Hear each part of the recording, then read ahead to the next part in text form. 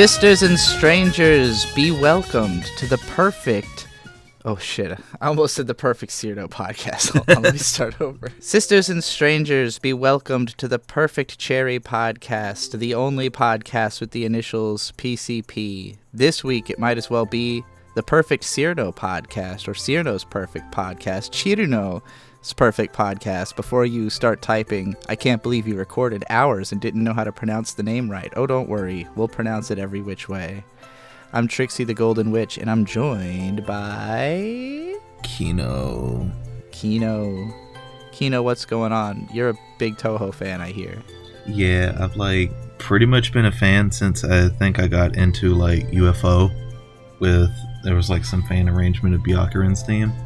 That sounds very advanced, but we're going to do this podcast in such a way that if somebody's never heard of Touhou before, we're going to ease you into it, alright? Because it's big. We're at the tip of this. Cirno is truly the tip of the iceberg when it comes to Touhou. And that iceberg is infinitely deep. There's no possible way you could ever learn everything about Touhou. It's not possible. So we're not going to promise to teach you everything, not even about Cirno. But we will teach you enough to get your foot in the door and feel like you're allowed to enjoy this thing. I've been a Touhou fan since 2007, and for me it was just seeing pictures of Moriya Scarlet and thinking, this is the coolest character I've ever seen, where does she come from? And then I got really hardcore into Nico Nico Doga, which is the Japanese version of YouTube essentially, and at the time it didn't have strong copyright rules, so there was lots and lots and lots and lots of fan content and parodies being posted there, and Touhou was an inevitability if you watched enough Nico Nico content. I'm curious, what was the first Touhou meme you remember encountering? It might have been something Flanger related. I feel like I probably did see a UNO and was her type of remix or arrangement. Yeah, if anybody has seen the famous Dun Dun Ooh video, it's one of the more popular Touhou memes, Ronald McDonald dancing to Touhou music, and I don't think most people who see that meme know what it is or look further into it. I'll put it on screen, of course, so that you might go, oh, that's Touhou? Oh, don't worry. You've seen Touhou. Whether you know it or not, you have definitely encountered some Touhou music, some Touhou images, unquestionably some Touhou influence. If you ever played Undertale, if you ever listened to any Vocaloid music, there is a tremendous amount of Touhou influence in the internet. But one of the most popular characters from Touhou is a little ice fairy named Cirno, and we're going to talk about her on this podcast. What were your feelings about Cirno before we started researching her extensively for the last 3 weeks? I thought she was just a funny little meme character. I've kind of always liked the character, but I don't think I really was all too interested in a lot of the fan works aside from her theme, which I think is pretty cool and has some pretty good arrangements. But aside from stuff like that, I didn't think I was as big of a fan of just the silly funny stuff as I am now. But it's definitely grown on me. So you've gotten deeper in the goddamn theme song. Beloved Tomboyish Girl has lived in my head rent-free, non-stop for weeks now. Occasionally some other shmup song will push it out. Maybe Marisa Stole the Precious Thing, but it's been obsessively in my brain, and we must have listened to dozens of different takes on it at this point. Yeah, I've actually been hearing just the old EOSD version of it in my head. It's playing in my head right now, and whenever all the noise quiets down, it's what plays in my head almost constantly. If you don't know this song, it goes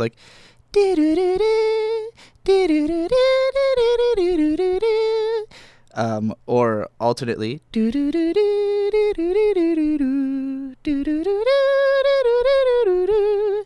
and those are such addicting melodies. I think the creator of Touhou, Zune, who does all of the art, all the music, all the game development, it's literally just one guy does all the core of Touhou. He's a genius. This man is a musical genius. Like, the number of songs that he's created that, while they are all very similar in terms of like tone and technique, nonetheless, he keeps finding a way to make another memorable song, another interesting song. And I would say the style he's developed has been copied heavily, which is essentially to blend Eastern and Western musical styles. And that is the essence of Touhou. The group, which is just one person, that he releases the games under the name of is Team Shanghai Alice. And Shanghai Alice in and of itself. Shanghai is, of course, a city in China. Alice is Alice in Wonderland, a very Western novel. And so within the Touhou universe, there's always these blendings of Eastern and Western ideas, religious iconography. It very much takes place in the East, but a lot of the characters come from the West, and they have taken up residence in the East, in Gensokyo. Gensokyo is the world the story takes place in. I apologize if all of this is very basic to some of you, but again, trying to make this accessible to people who have no concept of Touhou. And I'm not going to explain everything in crazy depth because there are a lot of videos you can watch that are just like a broad explanation of Touhou. We're going to put links to that kind of stuff in the description.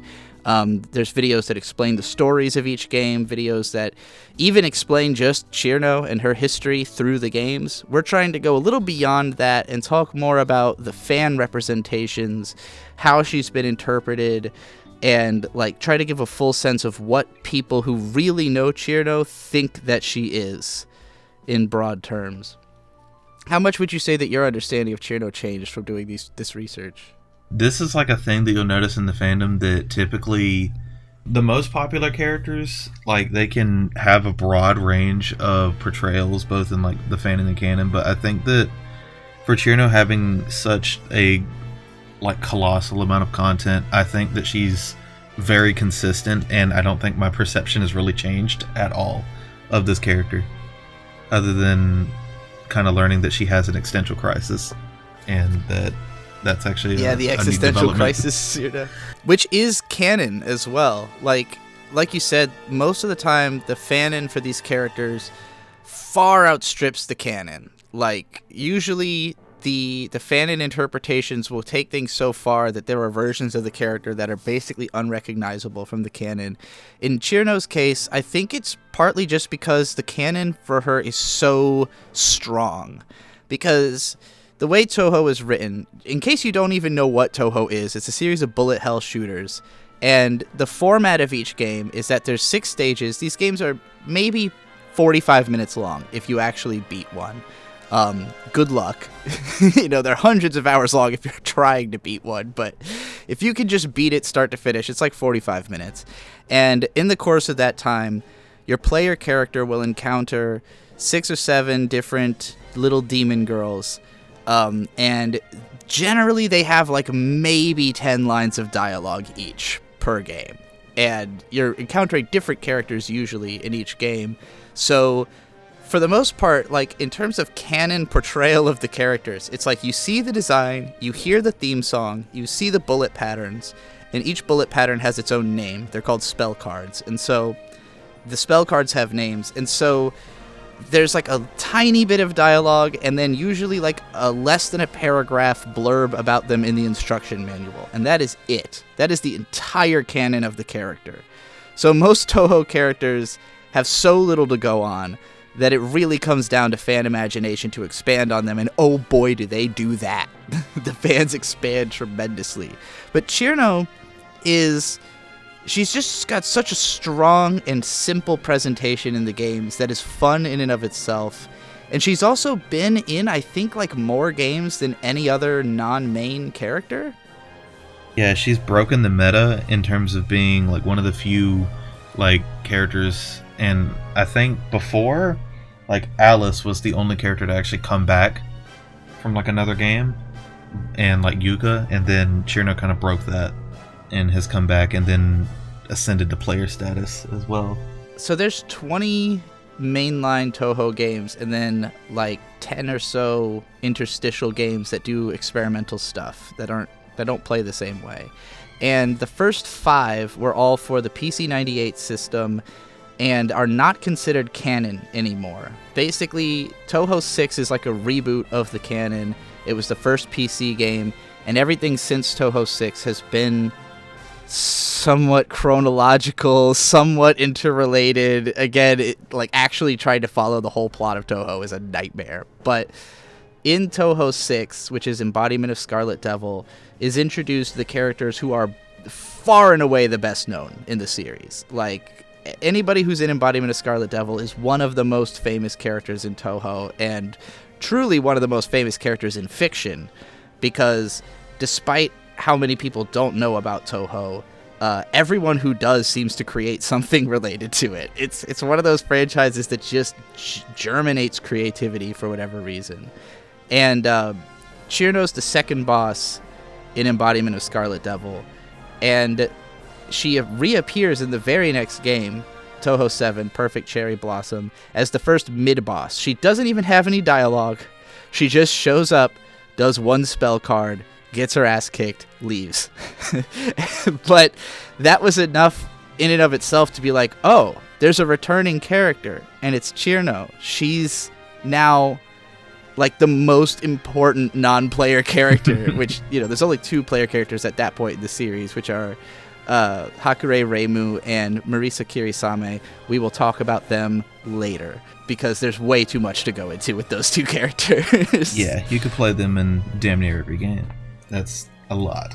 That's Touhou 6 and 7. Then Touhou 9 is Phantasmagoria of Flower View, and this one plays differently because it's a head-to-head shooter game. Instead of you progressing through and just beating bosses one after another, you do still do that in story mode, but it's set up like a 2-player split-screen game where you've got the opponent on the right and yourself on the left, and basically, instead of fighting each other directly, you're dumping trash onto one another, like in Puzzle Street Fighter or one of those kind of games. And so that game has a ton of unlockable characters. I want to say there's like 10 different characters you can play as, most of them from the previous 4 games. And one of them, of course, is Cirno. And Cirno gets her own story in that game. This is the one where her existential crisis gets introduced. We'll get into that later. But so now she's ascended to player character already. And then she's a boss in the offshoot game Shoot the Bullet.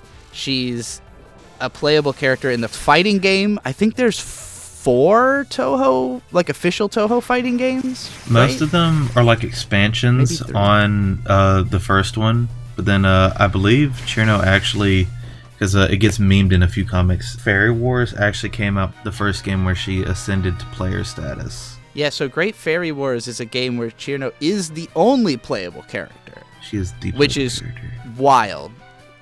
She's it's the second. There's like the first character who got her own game was Aya Shameimaru. We will talk about her a little bit in this podcast because people do pair her up with Cirno in a lot of fan work. But Cirno was second, and the Great Fairy Wars is like there's 3 different fairies who are friends with Cirno, sort of. They all like play pranks on each other and are kind of assholes. Everyone in Touhou is an asshole. We should say that up front. Everyone in this game is a terrible person. Most of them are demons of some kind. Yeah, there's not really like a character that tries to posture as being like a moral upstanding hero, which is nice, because even all of like the leads, they just have their human moments where they try to lie or steal or try to get money quick, and they all get into their bullshit. It's pretty cool. Yeah, Reimu, the main playable character, like Reimu is like, I'm a demon slayer and a shrine maiden, and like she sees herself sort of altruistically, but it is pointed out many times that she kind of just like finds yokai minding their own business and topples them just because they're there, and like sometimes the people you're fighting are like downright seem heroic. Like Reimu is like fighting people who are just trying to like protect a human village or something, and she's like, yeah, but you're a demon, so I have to kill you. So borderline racist, that is actually perhaps, against yokai. In double dealing character, just like we're not going to get too far off to a tangent, but in double dealing character, it's kind of implied that you're actually somewhat the bad guy, because even though the 2 like kind of interlopers in that story are like causing an incident, they're causing an incident because they're very upset with how weaker yokai are treated. So yeah, you kind of end up quelling an insurrection. Yeah, and we should mention the word incident is what is used to describe the plot of each Touhou game, because typically what happens is, usually the way a Touhou game starts is Reimu is sitting at her shrine and notices something's up with the weather, and then she goes to investigate, beats up a bunch of demons looking for whoever's causing the incident, and then resolves it. Sometimes canonically it's Marisa, her friend, who's a human witch who just likes to steal shit and just wants to get involved. She just likes fighting, so sometimes she tries to resolve things too. So again, neither of the two main playable characters are like necessarily good people, and Cirno is no worse or better than either of them. So she's allowed to be a player character, allowed to have her own games, and in Great Fairy Wars, she has her own unique mechanic in that game, because instead of just shooting bullets at enemies, you actually freeze bullets that are coming towards you, and you're trying to like create a chain freeze. It's a very unique game, pretty cool, pretty fun, differently structured than the other ones. And so this also has created this idea that like Cirno is one of the more adventurous characters in Touhou, because typically Touhou characters are just kind of hanging out in their spot and then someone comes and messes with them. Cirno is one of the few who has multiple times gone out to try to do something and beat up other people to resolve a conflict. And so a lot of her comics do present her as more of like an adventurer, more of a main character type. Yeah, she is certainly very provocative and combative, because like her whole story in 16, Hidden Star in 4 Seasons, is essentially that the incident that happens affects all the seasons in nature. So all the fairies are apparently getting much stronger, and Cirno's like, ooh, I'm really strong, I'm going to start beating people's asses, and everyone's like, oh, you're getting this from the incident's power. And I'm just like, oh, so you're just saying I'm dumb and that you're just mad that I'm stronger than you. And then she moves on and eventually ends up beating the ass of one of the strongest characters in the series. Yeah, so we should establish what a fairy is, because in the world of Touhou, most of the characters, like I said, are yokai or demons. Some of them are gods. There's a lot of extremely powerful characters, like reality warping. If you were to look at one of those like those power scaling charts of like all fictional characters, there's usually a few Touhous near the top of the power scale. Cirno is not near the top of the power scale, but however, she has found herself circumstantially way overpowered for who she is. And part of her thing is that she's very arrogant. She calls herself the strongest. She loves in fact, it's considered her motto in the fan base, basically. You almost can't find a presentation of Cirno where she's not going to declare herself the strongest, possibly also the smartest. Yep, that's more fanon than canon. Yeah, she does believe she's a genius and that she is the strongest. But the games like to play around with giving some level of credence to the idea that Cirno is kind of the strongest, because fairies, for the most part, are weaker than yokai. They're tiny, they're not like full-size people. They're, most of like what you fight in Touhou, like most of the just fodder enemies are just little fairies. So like, you actually fight hundreds of fairies. Most of them are no name, nothing fairies.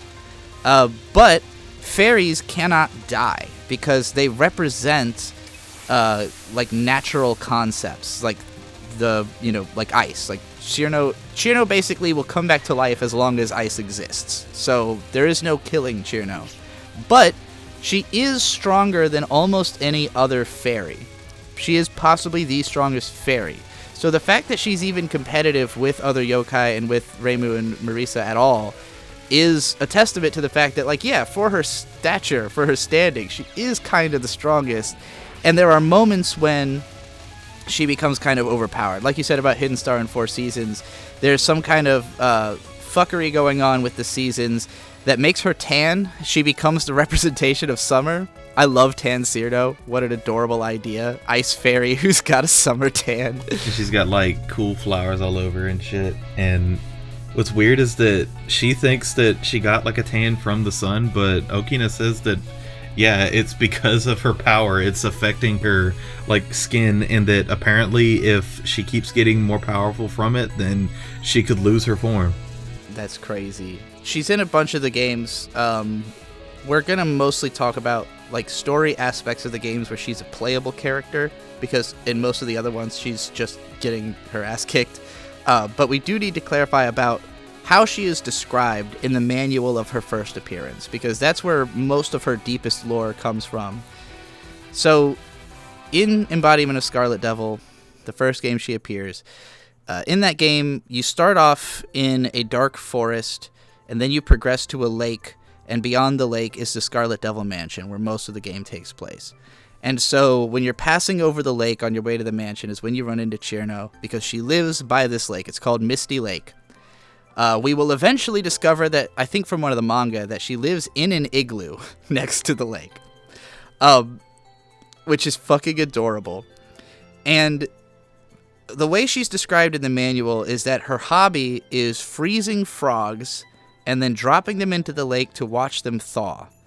And apparently, for every 3 frogs she does this to, one of them breaks and just dies. So that's it. That's like all there is about Cirno originally. Like, besides the fact that she's very arrogant and she shows up to like accost the player and be like, "What are you doing here? Fuck you! I'm gonna fight you." Her main thing is freezing frogs. So she's, again, not a great person. But you know, they're all yokai. They're not meant to be.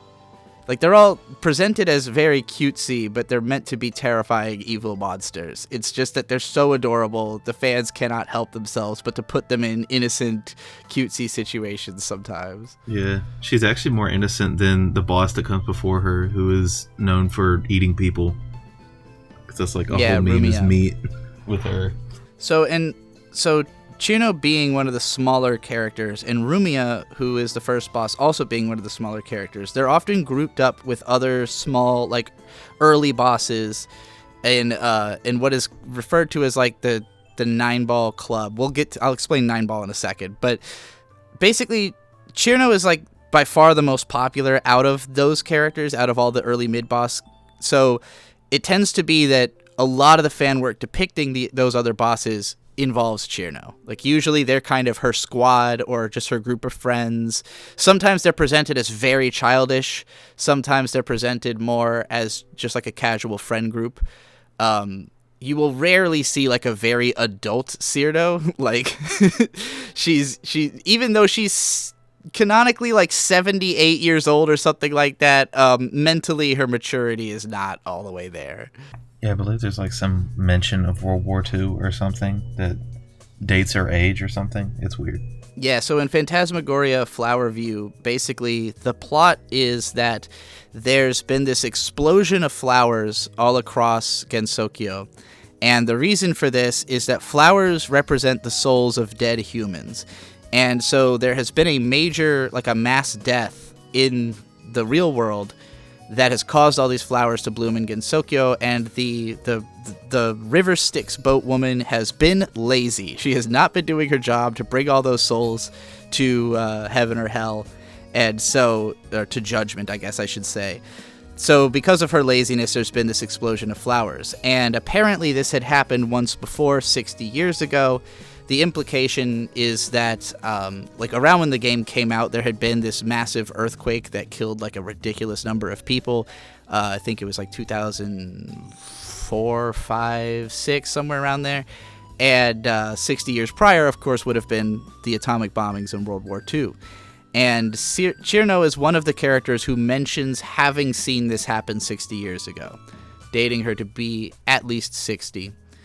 And, of course, it's been like 18 years since that game came out, and the Touhou games more or less take place in real time, I think. Like, each one is meant to take place, like, around the time that it came out. The timeline's weird, because there's implications that, like, Ranko and Maribel have, like, shenanigans that they don't act, that they take place in the future, or something. There's a bunch of weird stuff. The timeline's weird. It's episodic show timeline stuff. It'll probably be a while before we talk about those two characters. For sure. But I don't know. We are going to leave it up to a vote at the end of each episode. We're gonna present 4 options and let you all choose who we talk about next. Yeah. Right now, we're trying to. We don't want to go right to the main characters because there's way too much, and it would probably be better if you learned about them a little bit through us talking about everyone they interact with, and then eventually we finally get to them. But we will be picking characters who have a lot going on at the very least. So yeah, in that game, Phantasmagoria of Flower View, Cirno is one of the playable characters, and she meets, as everyone else does, the River Styx boat woman and the essentially god of death. And so when she reaches the end of the game, she's basically told that fairies are ordinarily immortal, but because she is actually becoming so powerful, there is a chance that she will become mortal if she gets too powerful.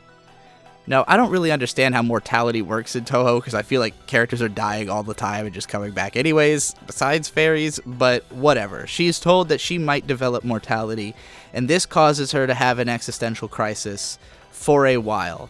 And then she is told in the ending of the game, this is spoilers, I guess, not that there's that much to spoil, but she is told by the boat woman, like, hey, don't think about this. Like, you don't just, if you want to live forever, just go be a fairy. Just go live your cute little life and do the things you do. And Cirno's like, okay! And just goes back to being a dumbass, basically. So, yeah, existential crisis resolved.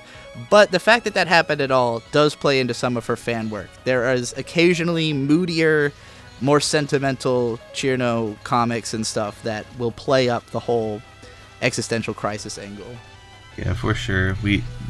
She does get like a broad range of like stuff, even though her character is consistent, which is very neat because it kind of makes you feel like these are all things that could have just happened at times, as not as much as like a lot of characters. You'll see that a lot of their stuff does feel like some alternate universe shenanigans, which is cool, but it's nice that you can kind of just headcanon a lot of these doujins or fanfics just kind of happening and just being little fun things that she's had happen. Yeah, I think besides Advent Cirno, I can't think of another one that doesn't feel like it fits with canon. Like, almost every Cirno comic or game or anything feels like, yeah, that makes as much sense as anything to be something that could have happened in universe. So that's more or less, we've gone over her appearances in the games that have a lot of impact. The 3 fairies from Fairy Wars also appear in a bunch of the manga. Cirno, there's a lot of different Touhou manga, like official Touhou manga, and Cirno is in a bunch of them, but pretty much always just a like cameo or a very minor character. I don't think there's anything that like expands on her lore dramatically, with the exception of one of the first ones. I think it's Bohemian Archive in Japanese Red, which is like kind of like a character profile collection. And the main thing noted about Cirno is that apparently there was a time she tried to mess with a giant frog, and I believe she got eaten. Am I remembering this correctly? Yeah, there's a toad that did eat her or attempt to eat her. That is a mentioned relationship in a few wikis. Is the toad that ate her. So you'll see frogs come up a lot because obviously her freezing frogs are getting eaten by a giant frog. And this has caused one of the biggest relationships that one of the most impactful, I should say. Not that it's represented more than any other, but that its representation has the biggest impact. Because there's a character introduced in, I think, Touhou 10 called Moriya Suwako. And Suwako is a goddess, and she is really into frogs. She wears like a frog-eyed hat. She's got a little frog on her overalls, and she is heavily associated with frogs. And so, of course, Fanon immediately went, wait a minute, wouldn't she have a big problem with Cirno, who freezes frogs as a hobby? And so this led to a creation of a song that is actually set. It's like a remix of Cirno's theme, the tomboyish girl, beloved tomboyish girl. Because she has two themes technically. The second one is Adventure of the Love-Struck Tomboy. That's her theme from Phantasmagoria Flower View. Not as popular. But so there's a song where Suwako is singing about how she's going to defeat Cirno because of the frog freezing, and how Cirno's an idiot and all this other stuff. We have to talk about the idiot thing in just a second. But the response to this is another song using the same basis, using the tomboyish girl song, called Cirno's Perfect Math Class, in which Cirno declares herself not an idiot, but in fact a genius, a master of mathematics, the one who's teaching the class, and you will see many, many, many, many representations of Cirno teaching classes, like having everyone else in her class, fan games where she is a teacher, and stuff like that, usually in a mimetic, unserious context. She's teaching them wrongly or actually an idiot. But the band that made this song, or Dojin Circle, I guess I should say, is called Iossys, Iossys, and they are far and away the most important Touhou fan remix group, where like there's probably 10 plus songs from them that are like massively huge memes that really brought the Touhou secondary fandom into existence. Like people who've never played the games but know Touhou probably know some of these songs, and Cirno's Perfect Math Class is easily one of the most famous of those songs. You can find a lot of animations of it, like there's ones produced by Iossys and then ones that just fans have made. But yeah, Cirno's Perfect Math Class is massive, and I should have clarified this already, but the reason that Cirno is so heavily associated with being an idiot is the manual for Touhou 9, where again she is a playable character. It's the one with the existential crisis.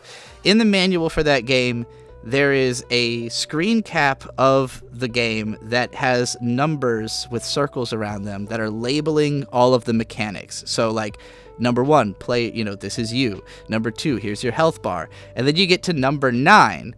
And it just so happens that in this screen cap, Cirno is the opponent, and it is just labeled as baka, meaning idiot in Japanese. And I think the joke was just meant to be that whoever the other person is an idiot, obviously. Yeah, kill that idiot. But because it's Cirno who is depicted there, this became the center of her personality. Because I remind you, up until this point, all that existed of Cirno was that she was an arrogant ice fairy, lives near the lake, freezes frogs, but now she's a baka.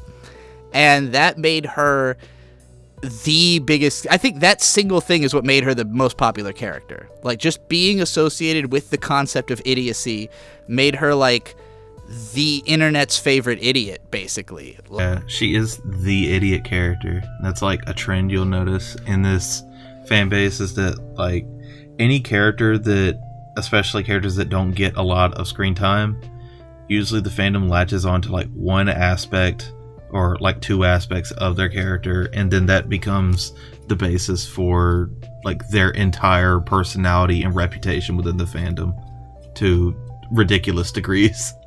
I would say like 75% of all Cirno content is just like the word baka, like some representation of either her calling you a baka, her being called baka, just a picture of her with the word baka. Some kind of representation of bakaness is almost always involved. And also, of course, the number 9 with a circle around it. And I meant to address this earlier, that people are going to be like, why would you cover Cirno in the middle of May instead of on Cirno Day? Because every September 9th, 9/9, is, of course, Cirno Day. And I actually really got into this character because of the Cirno Day, which was September 9th, 2009. Because, obviously, that was the ultimate 9-ball day, rather. And I think I was, like, vaguely aware of Cirno, but that day, just casually being on Twitter, it was, like, nothing but Cirno in my feed all day. Just so much new art came out that day. People were freaking out about it being Cirno Day, and I felt like I was missing out on something because I didn't know about it beforehand. So I was just like, what is all this? What's going on? And then I, did all my research and learned who Cirno is. And and that's how we're here today. But you know, even back then, like through that, I got my younger brother Shade into, like, he became a big Cirno fan. I actually have a little tiny figurine of her I bought for him in the Philippines that's still sitting in a case downstairs. I'll put a picture of that on screen. And he also read Advent Cirno, and he wanted to cosplay her for a while. We actually wrote a story at one point where we named the main character Cirno Excalibur after his two favorite characters, Excalibur being the meme character from Soul Eater, so basically just combining two different meme characters into one. That's sick.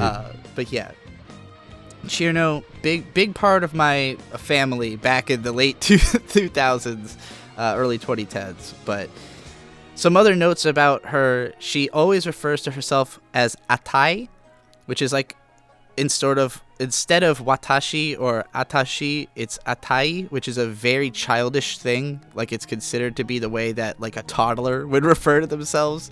So that also plays into her being seen as an idiot and as a child. I might have mentioned that she's always posing with her hands on her hips. So it's like this power pose, you know. She looks like she truly believes that she is the strongest. Kind of Asuka coded, like Asuka from Evangelion. She's kind of like if Asuka wasn't a real genius, but thought she was just as much of a genius.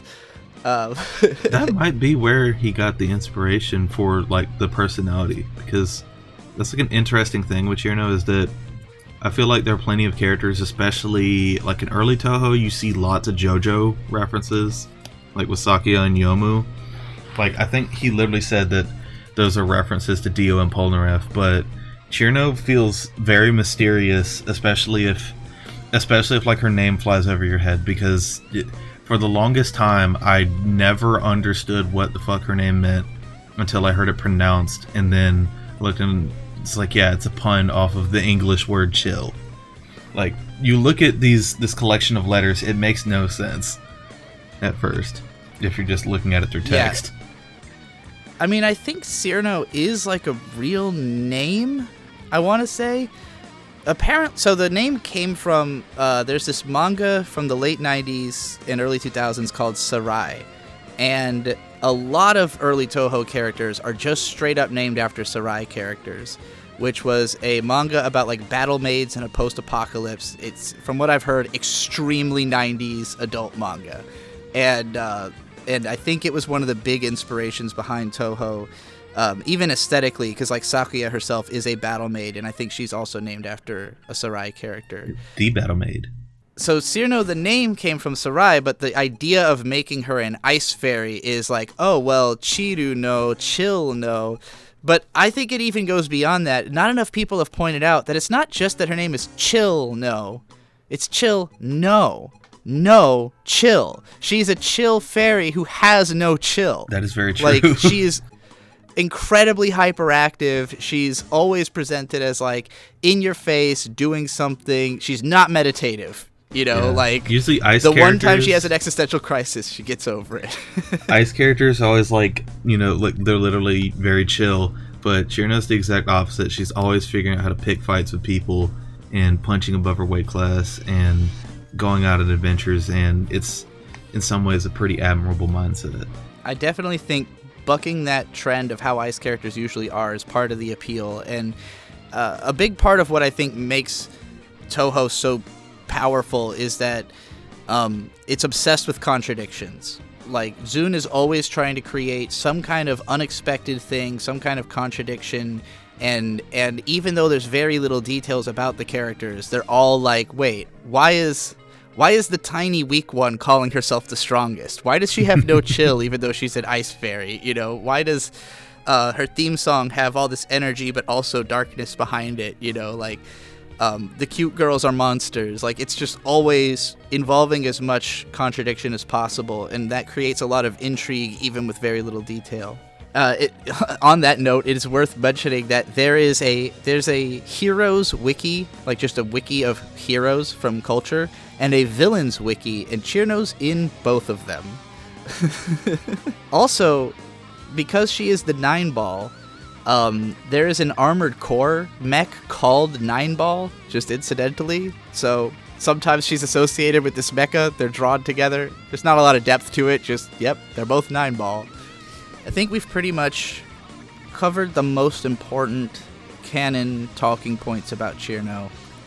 Unless there's anything I forgot. I don't think she's been up to anything recently other than I think her latest appearance has been in I think it was, is it called 19.5? It's the Marissa spinoff that she appears as one of the bosses. So that, which is a pretty recent appearance. I'd say that in terms of spell cards, she's actually a character that has a couple that are pretty iconic. Like Icicle Fall is a meme because on easy mode it has a big like triangular shaped weak point where you can just get right up to her and it can just not hit you at all. That's only in easy mode. The easiest spell card in all of Touhou is easy mode Icicle Fall in Embodiment of Scarlet Devil. Yeah, then her most iconic is definitely Perfect Freeze. That's one that is used like Cirno's Perfect This is kind of like a running like thing, but she pretty much just shoots somehow out. I didn't put that together in my mind that's why everything with her is perfect, is because her attack is called Perfect Freeze. I don't know how that didn't occur to me. Yeah, Perfect Freeze is an actual like interesting spell card. She shoots out a bunch of balls everywhere and then freezes them for a bit, and then they start moving in different directions.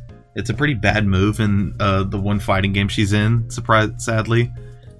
But it is those are two very notable spell cards because even her spell cards manage to be memes in the community, and I don't think that's too common of a thing, at least that I notice in the fandom. It's definitely, with Touhou, it's a very use every part of the buffalo kind of fandom, where it's like there's so little to go on that every little thing becomes expanded on considerably. But yeah, the spell card names, the names of the songs, the songs themselves, everything you can interpret out of what's there will be interpreted. So now I want to get into talking about some of her main relationships and just explaining some of these characters a little bit. We already went over the Moriya Suwako thing just because it created kind of her biggest meme.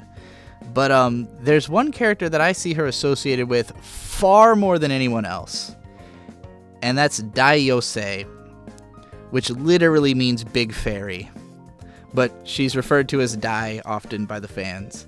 Well, she was actually named by the fans. She was originally just like an unnamed mid-stage boss, and the fans just kind of gave her that name and it stuck. Yeah, so she is, I believe, she's the mini-boss before you fight Cirno.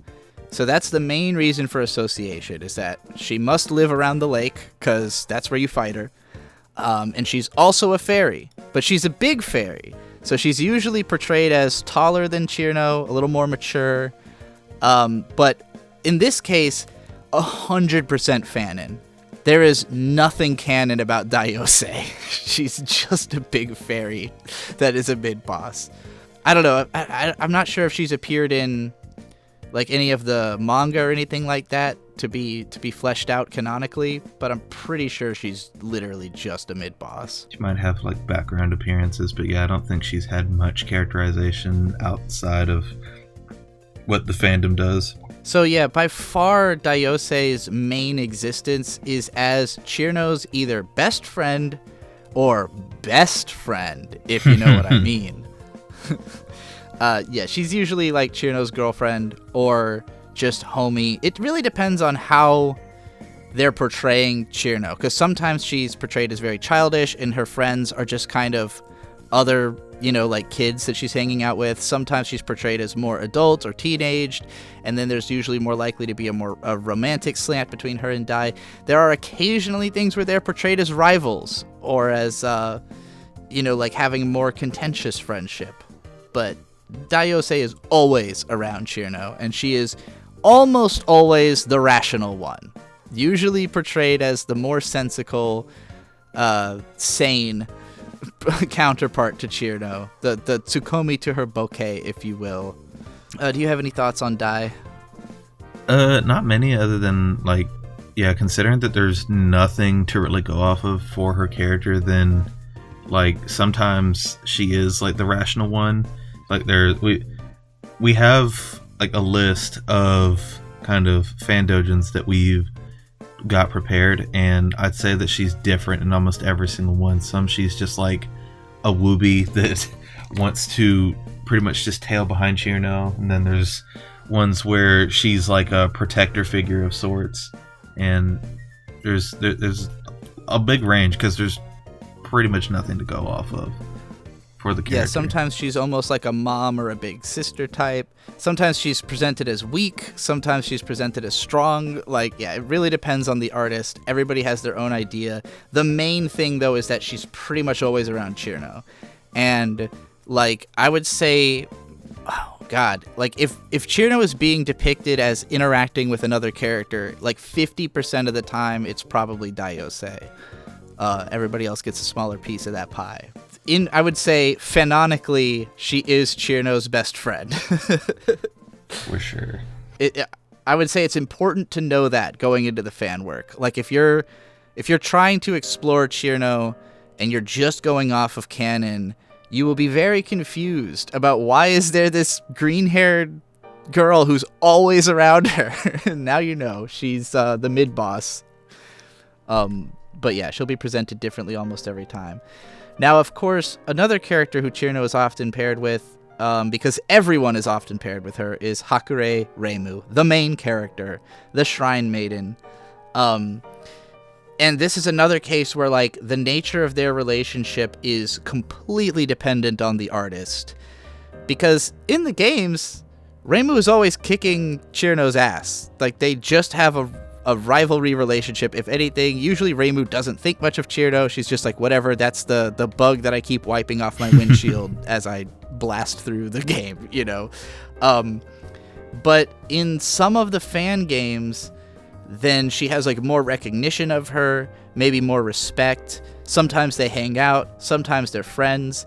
There's one doujin series about them being lovers that has like 10 fucking issues or something like that. It's fairly popular, which is Cirno and Reimu's 1, 2, 3. We're not really going to talk about that one because I didn't like it that much, but yeah, it has a lot of representation. So, you know, Reimu, again, she's just paired with everybody at some point. Like, she is the main character. She has interacted canonically with every other character in the series. Same goes for Marisa, although oddly, I have not seen like any Marisa and Cirno pairings. Funny enough, I think Marisa does have more because of like all the magician associations, at least in terms of like big pairings.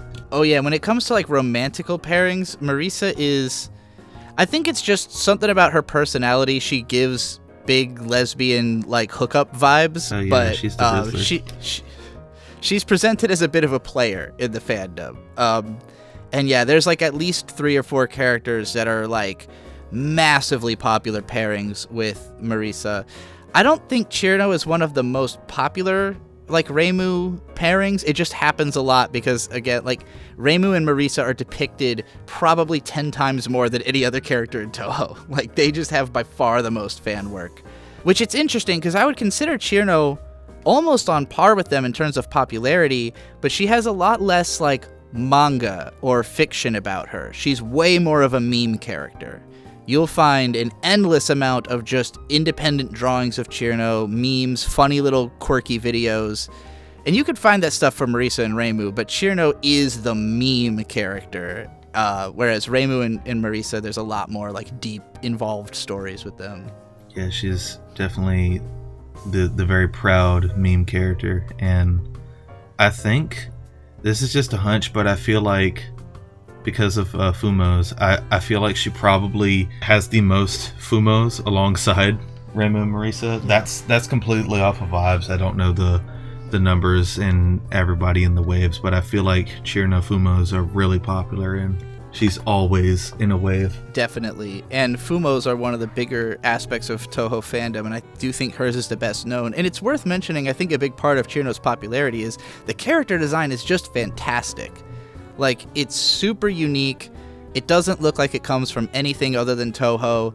She's an ice fairy, and you can tell immediately because she has icicle wings, and she's wearing all blue with like the little white triangles on her dress.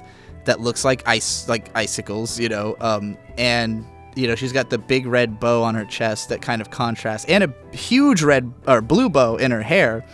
So like she's girly but simplistic. She's easy to draw. She's described as tomboyish because she's got like the short hair and the Genki personality. So it's like that, like, oh, this is like a girly thing, but it's also not so girly that it's, foreboding to the kind of guys who want to post a meme girl, Yeah, that's the thing that we'll probably gush about every single time that we're covering a character, is that, like, even if Zun's drawing has, like, kind of, it's had ebbs and flows, like, the PC98 art style was amazing, and then it felt like there was a weird dip, and now it's pretty good. His design sense has been, like, always spectacular. He knows how to design a character and make them recognizable as fuck.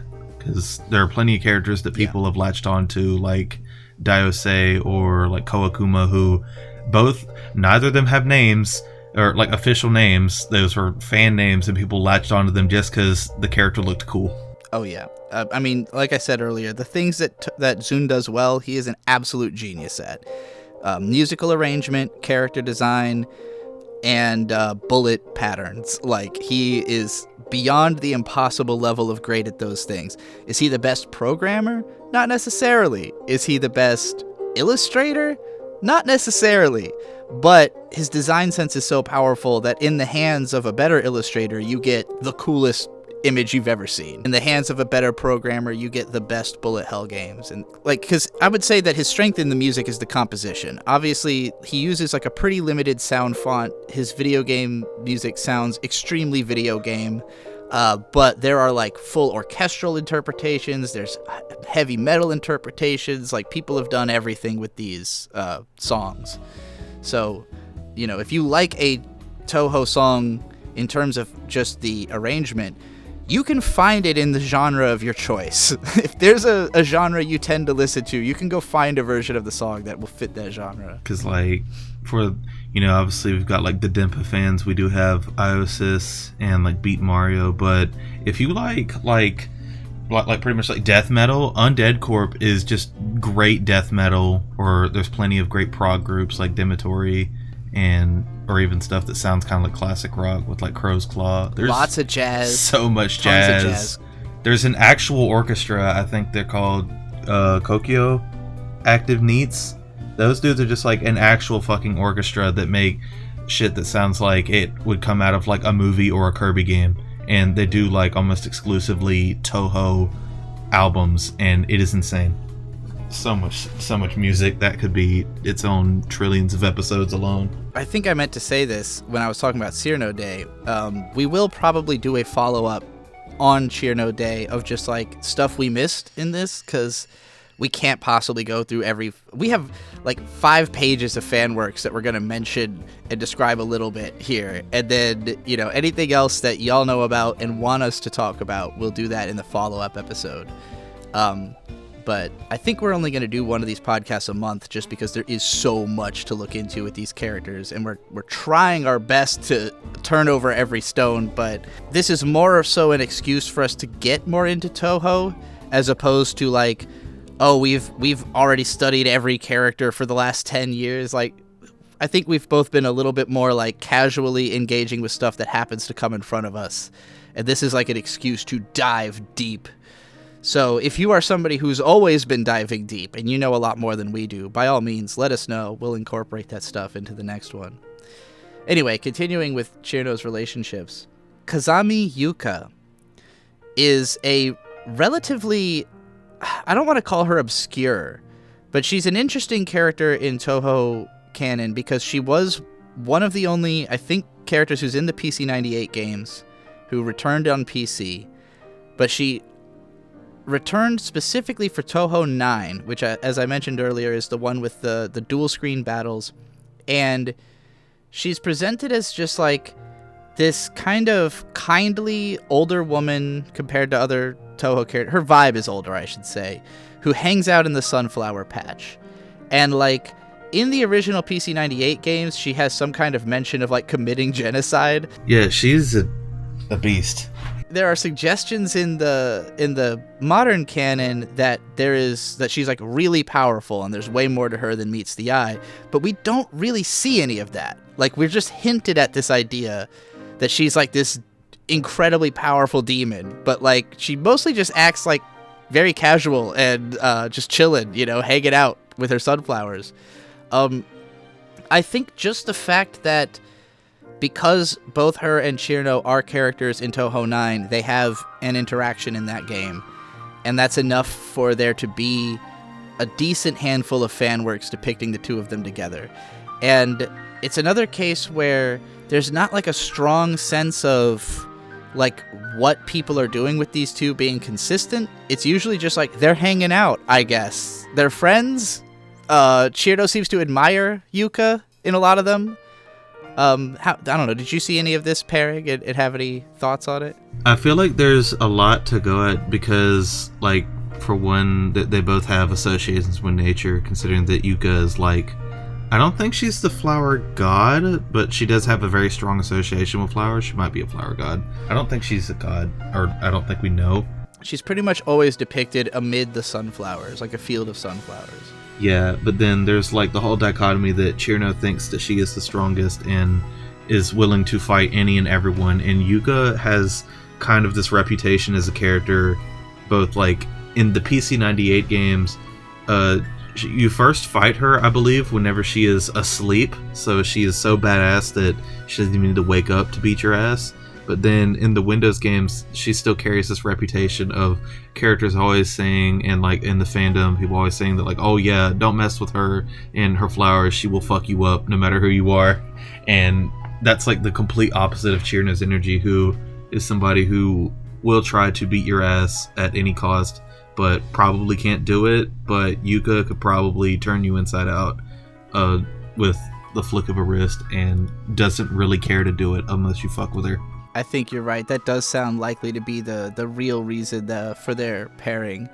A couple of the manga that we have highlighted here are about their pairing. One of them is called Yuuka and Cirno, and it's about like Cirno's going around saying she's the strongest, and Yuuka basically wants to help her prove it by pretending to lose to her in a fight, which I thought was pretty adorable. She like takes a plunge into the lake and like stays down there until everyone's gone, so it looks like she lost to Cirno. There's one that's like a 4-coma of just basically Yuuka like being followed around by Cirno and just kind of entertaining her. And I don't know, maybe it's just the energy difference as well. Like, not just the strength difference, but that Yuuka is so actually chill and Cirno is so not actually chill that, like, they kind of cancel each other out, and it creates just kind of a nice... Their stories tend to be mellow. There's not a lot of them, like... There's some that depict it romantically, but I've seen a lot more of Cirno sort of looking up to her. There's one called Present where it's just like Cirno giving her a bouquet, and that's like the whole thing. It's like 4 panels of Cirno giving a bouquet to Yuuka. Yeah, Yuuka seems to definitely balance out Cirno's energy, despite, again, I believe one of her themes in one of the PC98 games being called Sleeping Terror. She is a scary-ass character that we'll get into later.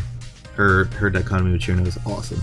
She's always been one of my like sleeper favorites, just because when I first got Touhou 9, I think I had downloaded like a cracked version that just had all the characters or something, because I always played Yuuka. So the fact that she was like my main go-to in the one game I'm any decent at, the one game I could beat on normal mode using all of my continues, the one I could actually beat, I beat with Yuuka before I ever did it with Reimu. So I feel attached to her, and it was very nice to see her represented in all this Cirno stuff. I don't know how many other characters she gets like interactions with like that. I've seen a lot of art with her with Alice romantically. I don't know why, but I've seen it. Obviously, Cirno is often depicted hanging out with the other fairies. We already mentioned that there's the 3 fairies from her game, The Great Fairy Wars, which I believe in that game she believes that they have fucked up her igloo house, but it wasn't actually them. Like, she goes and accosts each of them and then realizes that it wasn't any of their fault. But in the game Cirno Lifts a Boulder, she wakes up one day and there's a boulder in front of her house, and her first thought is, those fucking fairies did this to me. So it definitely seems like her having this kind of friendly rivalry with the other fairies, as they're all pranksters. They're all kind of fucking with people, and so, you know, they like each other, but they also mess with each other. I don't know if there's a lot of depth to that. If there's anything else you want to say about the fairies. I think the fairies are just kind of like played straight fairies, where they just love pranking people, love being silly little goobers. We mentioned much earlier that while Cirno is the second boss in Embodiment of Scarlet Devil, and her mid-boss is Daiyousei, in Perfect Cherry Blossom, Cirno is the first mid-boss, and her boss is Letty Whiterock. And Letty Whiterock is, I think, one of the most underutilized characters in Touhou fandom. I think partly because she is another ice-related character, and Cirno is just so much more popular that if you're going to do an ice thing, you're going to use Cirno.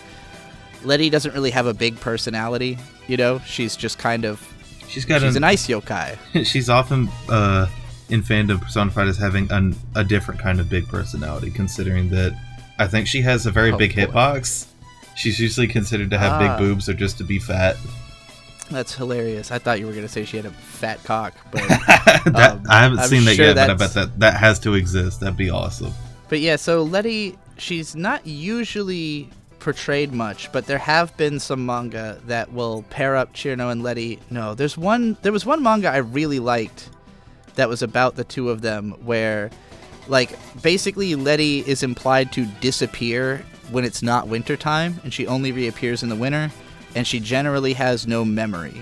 And so in this manga, Cirno is like a friend of hers who's really sad that she's going to be going away, and so she's trying not to let winter end so she can keep Letty around. And then it has kind of a dramatic ending where, Letty has to go, and then she comes back, and she's like, I don't remember anything except for that I know I'm supposed to talk to a Cirno. And, she says it's to Cirno, and it's really cute. Oh, it's Spring Snow and Flowery Winter. That's the one. Yeah, that was one of my favorite Cirno manga, actually, because I thought it was the perfect combination of, sentimental and fun. It didn't make Cirno, out of character. It just gave her, a really good way to play off of someone else to bring some drama. And again, Letty's cool. She's got a great theme song and stuff. She just doesn't awesome. She doesn't leave enough impact, I think, for most people to care. But I've been trying to grind my way through Perfect Cherry Blossom, so I've encountered her 100 times recently, and that's why I'm like, where's all the Letty? I feel like I saw a lot of stuff where Letty didn't like Cirno, or that she had a strong dislike towards her, because I think that Cirno has some association with summer, and that she kind of sees her status as an ice fairy as being some weirdo, while Letty is the actual embodiment of winter and snow. Although I don't know where that comes from. No, you reminded me. I think it's in Bohemian Archive, where it is implied that Letty was asked about Cirno, and her response was I don't want to be associated with her, or something like that. It's she actually has beef, but people usually have them be friends, which is nice.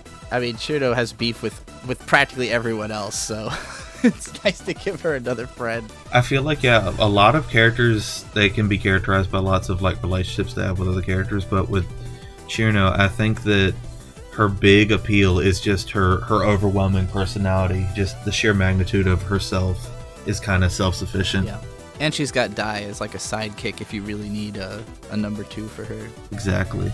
And I have one more written down as an important relationship, which is Aya Shameimaru. Shameimaru. And Aya is another character who has a lot of pairings because she is a tengu. She is she has black wings, and she flies around, and she has a camera because she works for a newspaper called Boon Boon Maru, right? Yep, and she's also very hot, and she is Zun's wife. And you play as her amazing. A lot, surprisingly. She gets lots of screen time, probably because she is Zun's wife. Yeah, I believe she gets introduced in 9, right? I think so, yeah. Because 9 is mostly returning characters except for Aya, Shikiaki, and whose name I probably just said wrong, and the River Styx girl, whose name I can't remember at the moment. Onizuka? Oh, that's probably completely wrong. But yeah, so Aya shows up in this game, and her thing is that she works for the newspaper, so she's always interested in everyone. She's always trying to gather scoops to write into this newspaper, and she was the first character to get her own game, as we mentioned earlier, which is Shoot the Bullet, where you take photos that remove segments of bullets. Like, you take pictures of things to do damage and also to remove bullets from the screen. Very interesting control scheme. I always found that one hard as fuck. It is hard, but that like that whole loop is really fun, and I'm glad that there's more than one game of that. That shit is fun as fuck. So Aya's pretty much just paired with everybody because she's always around, like trying to get a scoop on things. So if you see Aya in Cirno, usually it's like she's just showing up to whatever's going on and being like, hey, I can write about this in my newspaper. Sometimes she's depicted like encouraging Cirno or trying to cheer her up and stuff like that.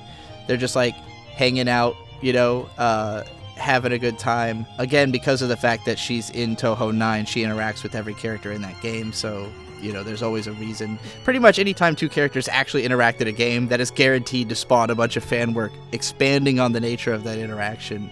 Which I should also mention, the last two bosses in 9 do show up in a number of Cirno stories, usually just to flesh out the existential crisis thing or kind of retell it. But yeah, I think that's all the characters I've seen a lot of Cirno pairings with.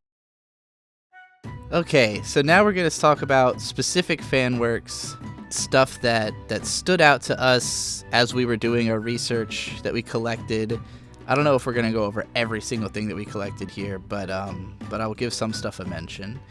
Starting with games, because Cirno is one of the characters with the most full-on fan games. She has a fuck ton of games. Anyone. She probably has more than anyone, just because I feel like Reimu and Marissa, maybe Marissa, I don't know, because both of them are just so ubiquitous that there's not like as much to latch onto for a fan game, but Cirno just has a metric shit ton, especially if there's like any game jam. There's a trillion Cirno games. There's so much. She has probably the most like dead ass meme games, like something that was slapped together real quick and it's just supposed to be funny. I feel like Marisa and Sakuya have the most like serious full on. Like Sakuya has multiple full on Metroidvania games. That shit is sick. And it should be mentioned, Cirno is a boss in Touhou Luna Nights, which is one of the best known Touhou fan games. She appears in, there's a Touhou fan game called Lost Word that's like a iPhone RPG that is probably one of the most successful fan games, and it's basically just a fan service vehicle with tons and tons of dialogue and artwork and stuff. In that game, Cirno is trying to protect Daiyousei from being like too cold, I guess. I didn't look that much into it. I can't say I'm that interested in that game in particular, personally. There is one fan game that more or less inspired this whole venture, this whole podcast, because Cirno Lifts a Boulder came out this year. It's a new game that looks like somewhere between N64 and GameCube graphics. It looks like Mega Man Legends. So good. Like a perfect Mega Man Legends, but like cleaned up, so for like that modern. It doesn't have all the jaggedness, and the lack of smoothness in camera controls and stuff like that. Yeah, exactly. It feels modern to play while looking classic. Yeah, it's very cozy. It's a great like $6 or it's like $6 to $7, and it's like a 1 to 3 hour game, and you can just if you beat it, you can just boot it up again. You just delete your save file and boot it up again. It's a fun, cozy game that doesn't stress. It's not really stressful, which is fun. I took one look at this game and I went, that is a me game right there. Like, aesthetically, it could not be more to my taste. Gameplay wise, it could not be more to my taste, because it really is like, basically, you are at Misty Lake, which is frozen over, and the whole game pretty much takes place between like the mountains next to the lake and the Scarlet Devil Mansion on the other side of the lake, and the lake is not that big as portrayed here. But Cirno's igloo has been blocked by a big-ass boulder, and so the whole game is just about gathering enough power-ups to lift that boulder and throw it. And every time you gather a certain amount of power, you can jump a little bit higher and get to new heights of the level to find more power-ups.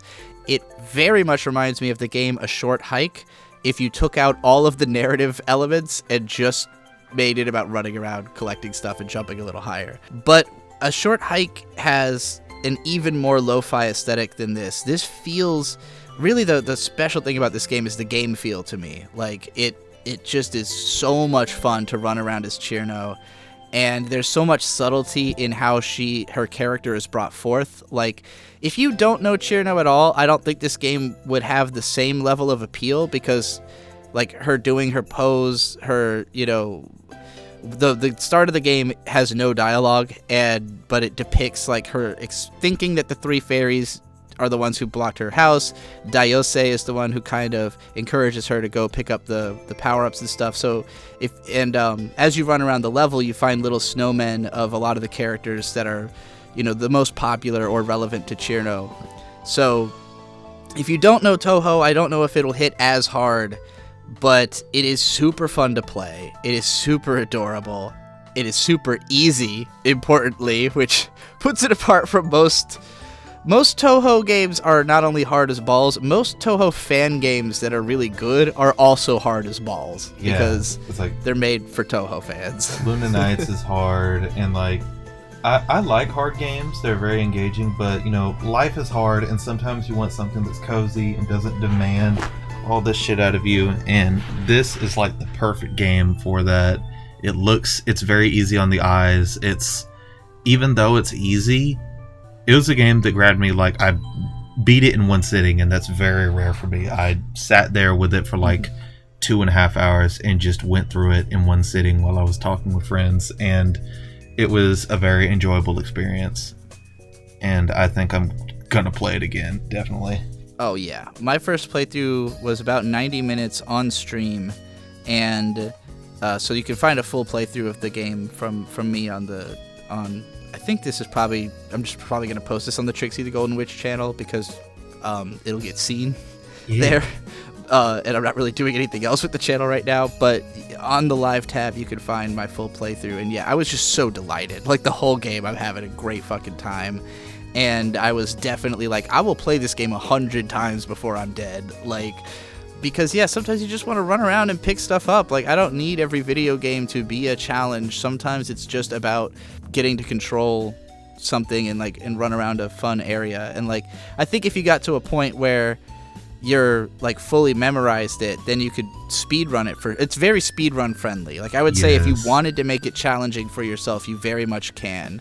And there's a few you don't have to pick up every power-up in the game in order to win, but if you were to try to 100% it, there's definitely more challenge there, and especially if you're trying to do it as fast as possible. So it's not like there's no skill ceiling on the game, but the skill floor is very low. I heard somewhere that a sign of perfection isn't that you can add more, it's that you can't take away anything more, and I feel like that's what this game is. It's just like a perfectly distilled game where it has all it needs. So just big shout out to Alexander Golk, I think that's how the name is pronounced, but big shout out to that guy. This dude made Cirno's perfect game, I'd say.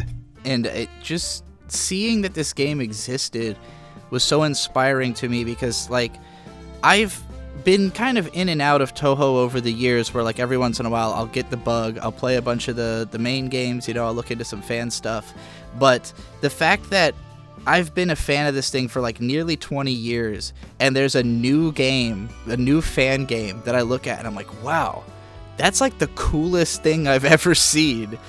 It was just so like inspiring to me to realize that this fandom is still that alive, that like, you know, all 20 years hence, people are making some of the coolest stuff I've seen from the fandom, and in my opinion, better than most of what's come before. Like, not to knock any of the other fan games, but that, like, for my taste, this is perfect. So yeah. I was like, wow, they finally made a Touhou just for me, you know, and it was just exciting, and it made me really want to play that game, and then also to, you know, get more into Cirno and bring Touhou back, so to speak. Like, let people know, hey, this thing is still happening. It's not going anywhere. Like, some of the best stuff in this fan base is just now happening. So it's worth staying a part of it. Yeah, because I know people are some people have tried to like sell a narrative that the fan base is dying, and it's like, yeah, once you know where to look, it is very alive and well. And I think that this is a perfect example of both this fandom and like games. I feel like the best games you'll find and the best parts of this fandom, like, it's all stuff that is rather accessible. Like, lots of the best games out right now are just cheap stuff that goes for like 90 chocolate coins on average, and you just got to know where to look, and you'll find something that isn't like massively appealing. Although I think this game definitely could have that, but it's something that will definitely scratch an itch that you won't find anywhere, and it's usually not too big of a risk to invest. That's definitely the fact that a lot of the fan games are on the more expensive side and harder has prevented me from playing a lot of them, where I'm just like, I don't want to spend $30 and then be stuck on like level 2.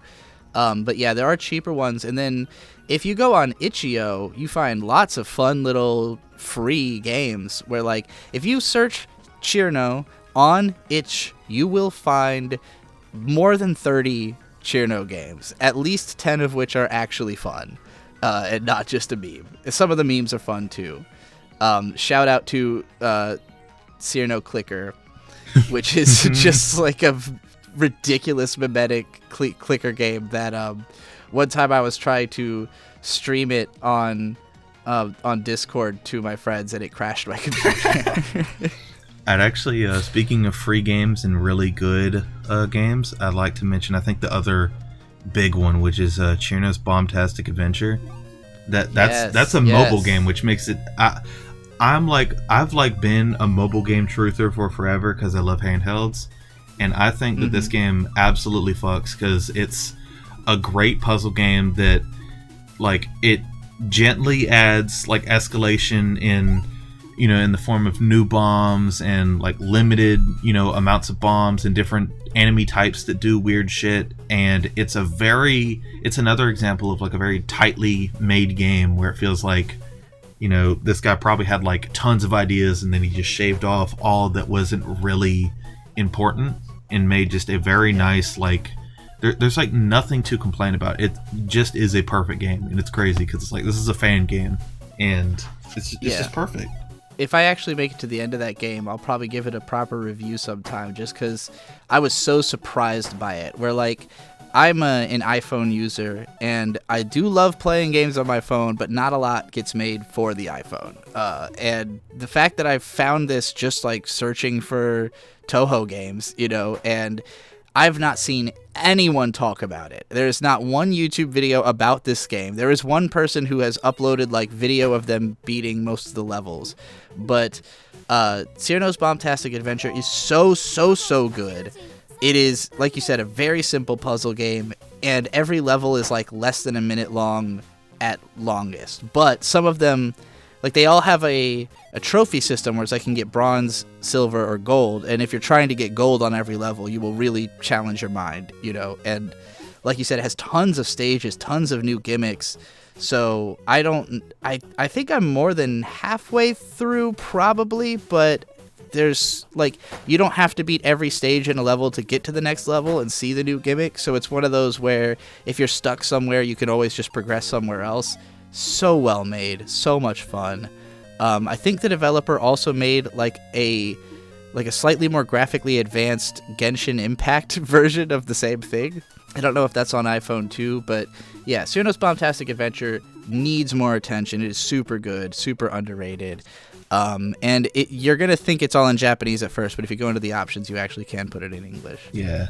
So like, if you leave, if you're wanting like any fun games to play, like even if you were just about like completely green around the ears as a Touhou fan, or even if you don't want to be a Touhou fan, like for a combined total of like $7 because one of them is free, if you have a phone and probably like a moderately decent computer or a Steam Deck or whatever, you pick up Cirno Lives at Boulder and download Cirno's Bomb-tastic Adventure on your phone. Just good fun shit. Yeah, absolutely. I would recommend either of those games to anybody. Bomb-tastic Adventure has no lore whatsoever. Like, you don't need to know the first thing about Touhou to enjoy that game. It's just a solid puzzle game that uses Touhou iconography. And it's got solid music, too. It does. So, one that I did not play yet, I have the demo, but I never got around to it, but I know you have, is Hero of Ice Fairy. What is that one like? Hero of Ice Fairy is like... I want to say that there's a few other games like it, but I'm drawing blanks. But it's pretty much like a side-scrolling type of like bullet hell, and it's pretty hard. I think I've only gotten...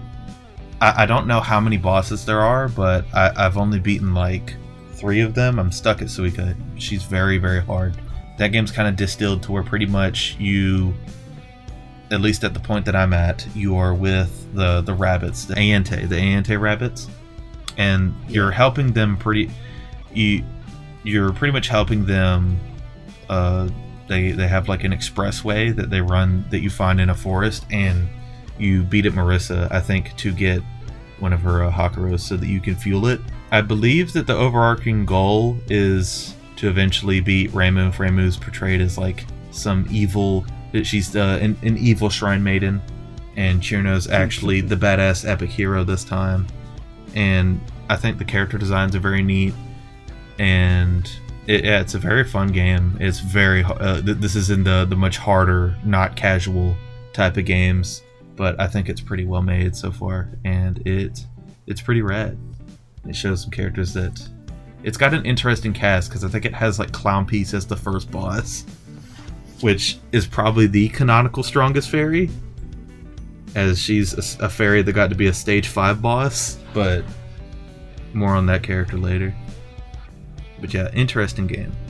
In terms of fan work games, there's a few others that I didn't get around to playing, but and I don't think you did either, but I'll mention them just because they're interesting and came out in recent years. There's Touhou Danmaku Maze, which is like a Pac-Man style like maze runner, but with really cool aesthetics, where you play as Cirno and like you're dodging bullets while doing the maze type shit. There's Touhou Fearless Frog Slayer, which is a Cirno-based like turn-based RPG that has a really cool aesthetic as well. There's Cirno's Perfect Summer Vacation, which is a visual novel that's free on Steam. Cirno's Perfect Snow Bash, which is like a snowball throwing game on itch. That one is cute. That's fun. Yeah, it had really good pixel art in that one. Cirno's Adventure, which is like a weirdly... It has a really interesting aesthetic. It's a top-down 3D game, like 3D Dot Heroes style, kind of. That's like an action platformer. And there was one game on itch called Pocket Touhou that basically tries to simulate the aesthetics of those like really old handheld, like the kind of game that you buy and it's just one game, and like you're buying the whole, like just like an independent handheld game with like calculator graphics, and the first boss is Cirno. Yeah, there's a bunch of games about her running like an ice cream shop or a shaved ice operation. There's games where she's like a big muscle man, like Cirno's Perfect Punch Out. So yeah, again, if you go on itch and you search Cirno, you will find a ton of stuff, and she is in most of the mainstream fan games. Like even when she's not the main character, she is almost always either a playable character or a like regularly recurring side character. So if you will never be hurting for Cirno representation in Touhou games. She is one of those like consistent cast members. Very strong representation, you could say. But yeah, like a quick note on a few that I did play was like, I think the Perfect Punch Out, the sound design's really good. That one's very fun. And the Strongest Shaved Ice Operation is literally just a game where you just mash really fucking hard. And I think the idea is that you're trying to fill the screen with shaved ice within like 30 seconds, and the art looks amazing. The art is really fucking cool for that game. Yeah. But not much to it other than mashing buttons so that you can fill the screen with as much shaved ice as possible. But the art style is sick, and I think that's worth it. There's like some CGs you can collect somehow. I literally played it like a few minutes before we started. Okay, moving on from games, we'll talk about some of the popular animations. A significant amount of Touhou animations are like music videos, oftentimes like literally interpreting the songs, and a lot of the songs that get music videos are like story songs where there's some kind of narrative going through them.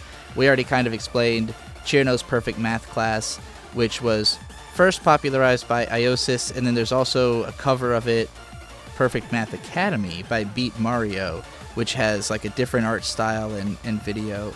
Extremely freaking popular.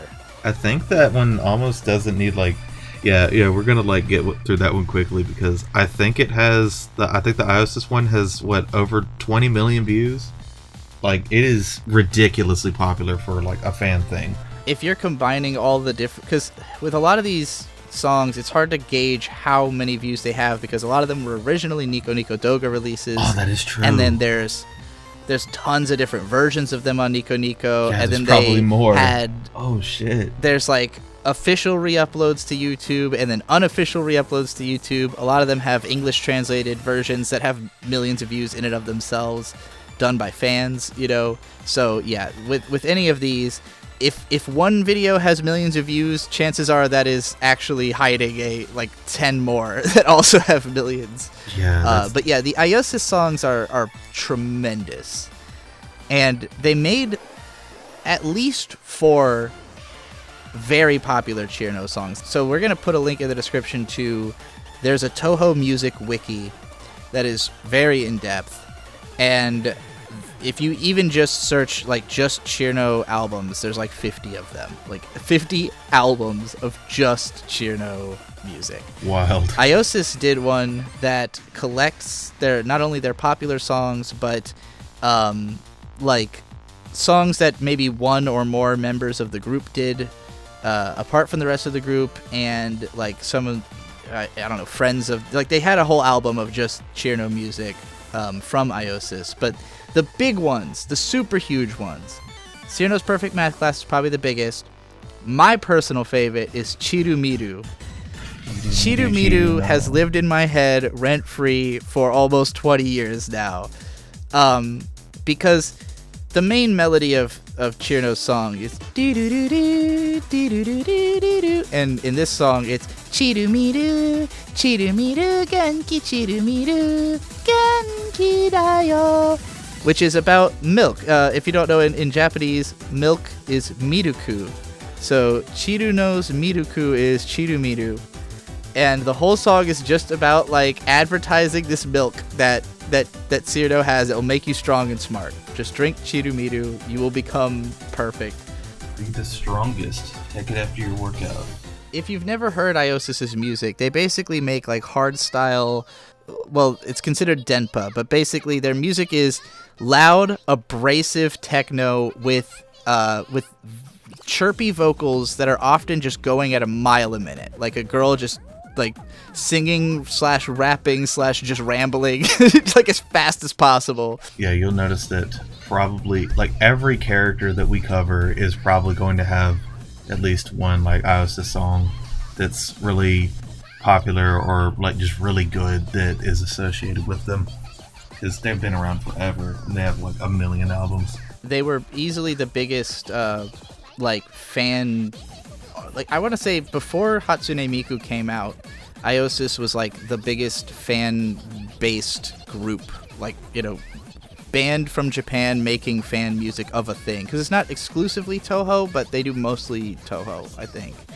And even outside of Cirno, they have a bunch of popular songs. But again, there are 4 massively huge Daiyousei songs, which all have their own millions of interpretations. Like, anything that gets popular enough in Touhou fandom will basically become its own spawning grounds for new creations. So that's why it's so important to know these ones, because you're going to see them referenced in other fan work a lot.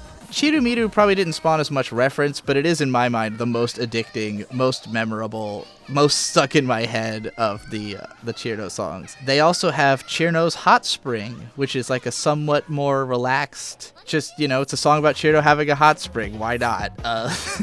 It's also got an animation for it. And then their fourth one is the Scarlet Police Ghetto Patrol, which I had not initially assumed would be a Cirno song because it's seems to be dedicated to the other Scarlet Devil characters. But no, it's mostly Cirno doing this like ridiculous pseudo rap. You will hear this one sampled a lot in meme videos because of I don't know how to describe the vocal performance. It's an utterly insane song that there's nothing that sounds like it, which sucks because it's like musical crack. But yeah, it's got it's like a funk, weird, like chirpy techno rap with this like funk techno thing, like hard bass going under it, and the music video is just especially iconic with how the characters are doing this weird like jiggly dance. It's perfect. It is absolutely insane. I think it got like a big surge in popularity a few years back because of like a bunch of fumo memes and stuff. Just I guess people discovering it and were like, this fucks, and this is very Gen Z sounding, and so it got a big surge in popularity, I think. Definitely. That was one that I had not actually heard of until doing this research. Like, I was very familiar with Perfect Math Class and Chirimiru, but I did not know about the Scarlet Devil one. Because back when all this was popular, I was not that into Daiyousei because it was too intense for me. I was like, this is crazy. How do people listen to this? But now I'm like, baka, baka, baka, baka. I believe in Ghetto Patrol, I think. I can't remember exactly. I think it might be Cirno gets like shot in the knee at the end of the song because there's like a gunshot and then she's crying. It's a fucking ridiculous scenario because like the whole thing is just like the SDM is just pulling up. They're like police wearing tracksuits and they're like, hey, you're sitting here making your stomping grounds and y'all are really annoying. And they're like, no, this is our really cold hot spring, and they get into a dance off, and apparently that ends up in a shootout. It's ridiculous. Yeah, all awesome. The Daiyousei songs are manic. They are very much high energy, blow your brain out type of music. Whereas, and lyrically some of them reflect this, but like a lot of Japanese fandom music is like lyrically about some kind of struggle. Like usually the main character is singing about a struggle they're having, something they're trying to overcome. Blue Regrets, Blue Tears would be an example of this. That is sort of a generalized, Cirno's struggle is obvious. She's an idiot and she's not that strong, but she thinks she's a genius and the strongest. And so, there's a lot of songs about her trying to self-motivate and become as cool as she thinks she's supposed to be. And most of the Cirno songs also heavily reference her, her song from the game.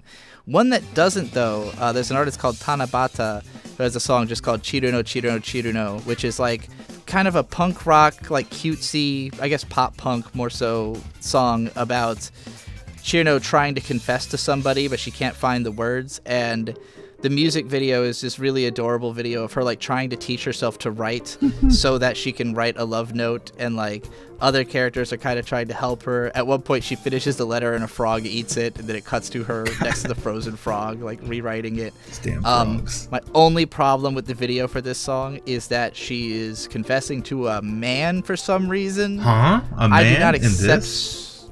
I don't accept straight Touhous. Straight Touhou makes no sense. That like what we have.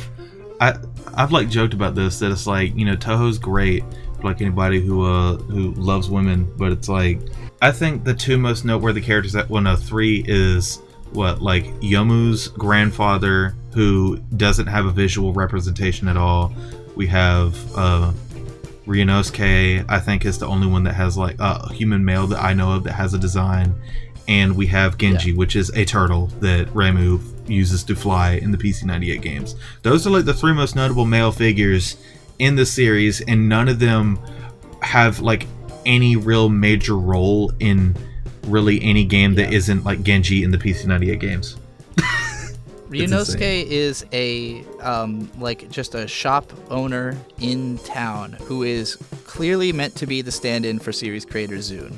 Like, he is the one guy in this world, and naturally there's a lot of art of him with any girl you could name, because some people just really want to draw straight art. But more often than not, you see a lot of straight Touhou stuff where it's just a nondescript dude. Like, that's kind of how it is in Cirno, just some guy, that Cirno's confessing to. And I'm like, in what universe do you think Cirno's going to go fall in love with some dude and not like the 20 plus cute girls that she hangs out with all day? Like, yeah, by all rights, Touhou should be for the girls and gays, but if you can't accept that, well, I don't know what to say to you. You just got to get comfortable wearing a dress, and like that's the cool thing about Touhou, is that I think it's gotten more dudes to be comfortable, like straight dudes or just dudes in general, to be comfortable with like, hey, I'm wearing a dress to dress up as this character, because like what, you're the only choice you're gonna have is what, Moku, who's like the only girl that wears pants in the Windows canon.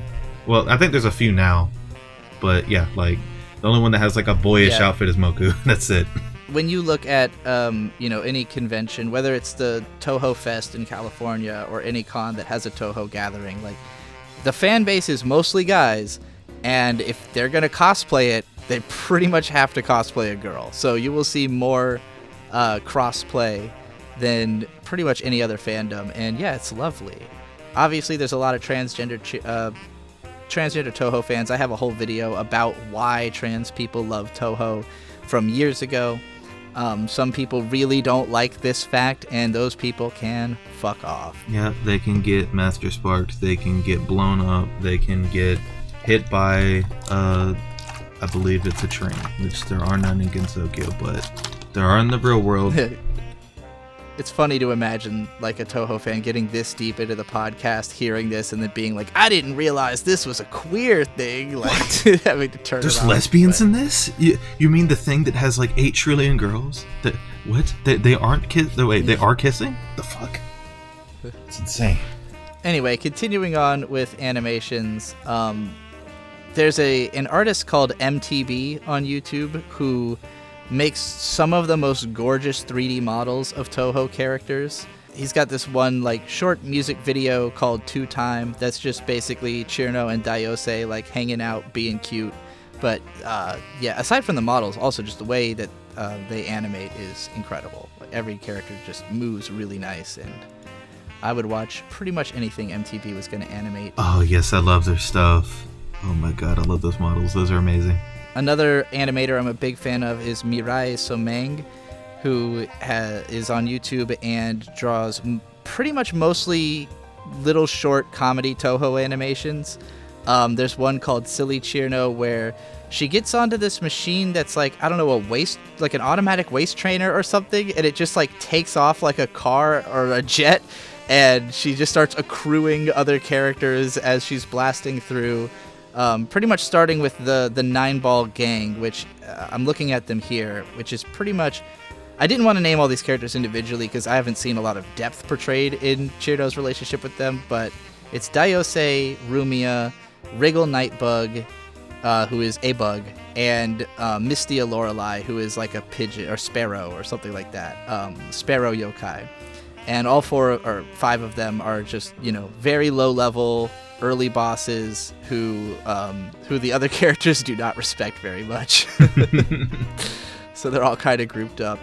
If you were to look for Touhou anime, because of course everyone is always like, why isn't there a Touhou anime? Or they say, what anime is this? And they're like, no, fucker, it's not an anime. So there are multiple full-on fan animations, some of which have multiple episodes, and the biggest one is called The Memories of Phantasm. And Memories of Phantasm is pretty much just a fan service vehicle. It retells the story of some of the games, but it does a lot of like, what if every single character was hanging out drinking tea together type scenarios. We will have a link to the collection of just every Cirno scene. There's like 6 minutes worth of Cirno in the show. She interacts with Daiyousei, she interacts with Marisa. She's really adorable. I mean, the artwork in Memories of Phantasm is super fucking cute. Yeah, big shout to Luna Moon. It has amazing some really artist. great animation.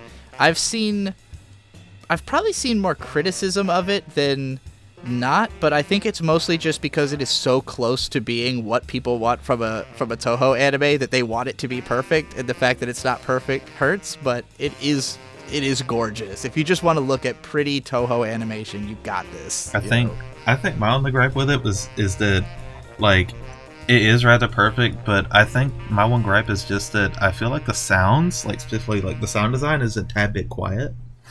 Other than that, it's awesome. Yeah, and it originally was released with no voice acting, but I think they went back later and added voice acting to, I don't know if every episode has it, but I didn't know that. It's not even the only one. It is the longest by far, but there are other like full-blown, because there was one that only had a couple episodes, but it had like a major cast where like Marisa's played by like Miyuki Sawashiro. What the hell? That's insane. Yeah. I'll also put a link to a video by Suwako where he goes through all the different Touhou anime adaptations and explain. I think it was Suwako. It might have been Asprey FM. If I got that wrong, whatever. You'll see in the description. Yeah. Summer Day's Dream is a favorite of mine. It's rather short, but the animation and like the colors, the colors are very like juicy and vibrant, and the animation, I don't want to say it's like artsy, but like it has like nearly like film quality animation, because like that's what's neat is that like I feel like Memories of Phantasm is really known and it's got like the more TV anime quality, but if you want something that does look like pretty high production value, at least in terms of how it moves, then Summer Day's Dream is that. It's a very cute, I believe that's the one one I'm talking about that has the all-star cast. And another animation, Tiny Cirno Story. This one has really cute artwork. It's another kind of like struggle session, pseudo-sad song about Cirno just trying to improve, trying to get stronger. But she's depicted as this adorable little chibi form, drawn in like the Kirby's Epic Yarn like cutscene art style, kind of. Ooh. Love that. One that you showed me, I believe, Little Happy Lucky, which is just this really nice kind of almost ambient song with a video of Cirno just running on the lake. Yeah, it is and, so calming. like occasionally jumping and floating. Yeah, very sweet, serene.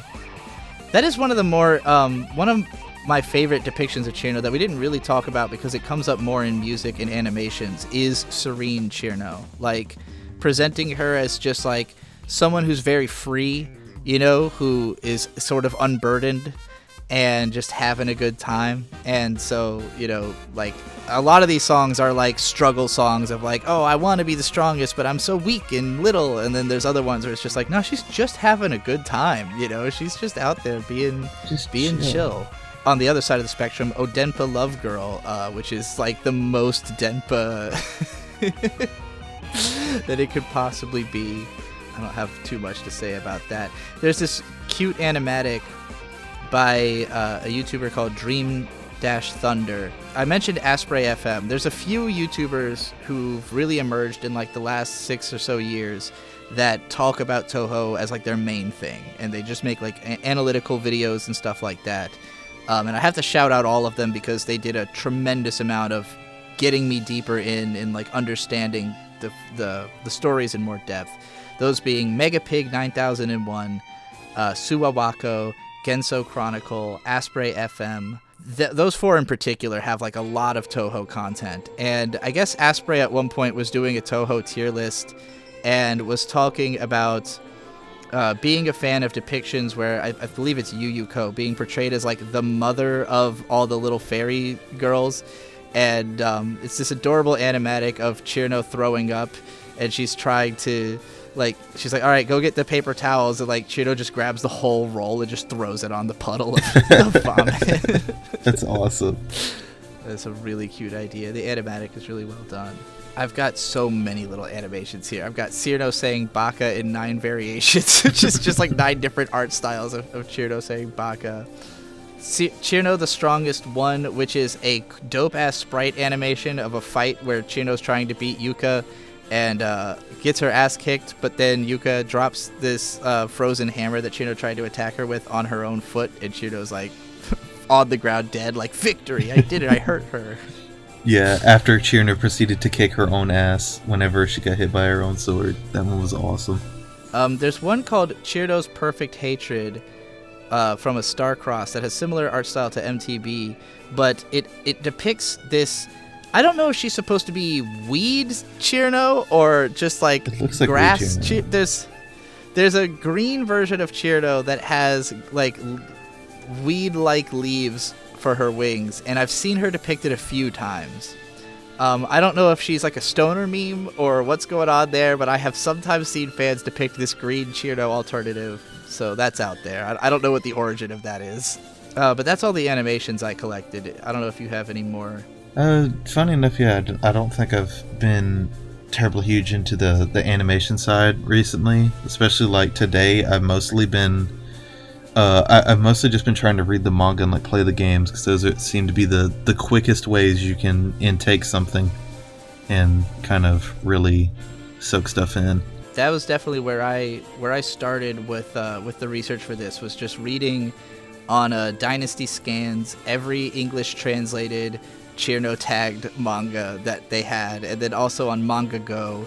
Both of those are sites where you can find a bunch of translated Cirno. I collected just the ones that I liked. I read a bunch. Some of them I just didn't care that much for, but I did like crop out screen caps that I've probably been showing throughout the podcast, and just like with the label of where I got it from. Also, like, obviously we're not going to go describe a bunch of images. You can find an infinite number of pictures of Cirno. I will have put a bunch of them up throughout the stream. Like, if you just go on Blue Sky and literally just type Cirno into the search bar, like, every day new Cirno art comes out. Literally every day. I am never in a stage of want for more Cirno art. Like, Cirno Day, she gets more art than any character ever does in a single day, and it's insane. That's true. We didn't even mention the Cirno Museum. Yes. And Genso Chronicle has a video of visiting the Cirno Museum, which is in Japan, and basically just some big Cirno fan with a lot of disposable income built an igloo-shaped building on the side of his house. It's like one story with a loft, and it is entirely filled with Cirno merch. As much Cirno merch as this person could get their hands on. And there's like a curtained off section for 18 plus materials. And yeah, just like literally anything with Cirno on it is preserved in this igloo on the side of this guy's house.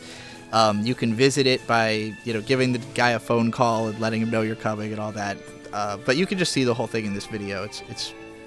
It's certainly a thing. Yeah, it's insane. The level of dedication, I think, like, I'm not in, like, the pony fandom, but I hear that there's a level of dedication like that, but I just can't fathom it. I feel like the Touhou fandom still is just undefeatable with how ridiculous it can get.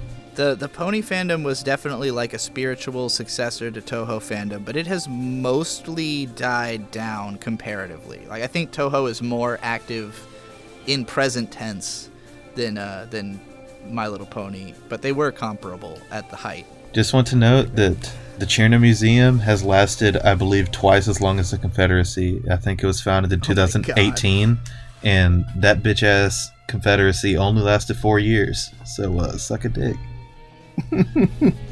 A lot of the manga I have listed we sort of touched on already. Some of them are short, like there's this free IS Cirno flyer is literally a flyer that was handed out at a fan event that just depicts an IS Cirno, cute little relationship. My favorites were probably Going to Higan is about the existential crisis arc of Cirno, Spring, Snow, and Flowery Winter, which is about, as I mentioned earlier, her relationship with Letty, which is really cute. Yukarine in Cirno is her hanging out with Yuka. Cirno Frog and Goddess. I actually don't remember what happens in that one. It's the one where Cirno jumps on the frog and she like flattens it, and Suwako's like, why are you bullying the frog? And then they spend a few panels trying to figure out how to get this frog off of Cirno's clothes that's like pasted on like a cartoon. Oh yeah! Yes, I remember that. Boon Boon Maru Shinbu Yosei is probably the one with Aya. Yeah, that one was cute. There's a few that are about her like fighting everyone in the cast. Yeah. And one of the funniest is Daiyousei versus Cirno, which That is one's one of the insane. few that depicts them as a rivalry.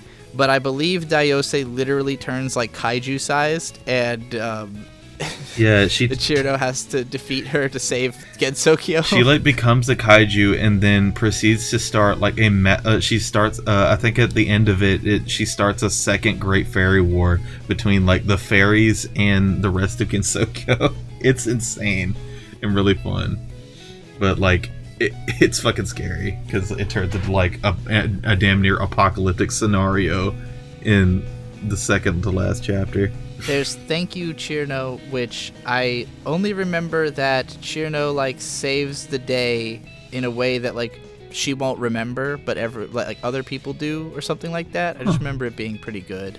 Fairly Frail Fairy Tale is like the saddest Cirno that shit thing I was found. sad. It's got like some really gorgeous illustrations and then this like poetic like writing of these stories, and they're just like these very sad vignette tales of Touhou.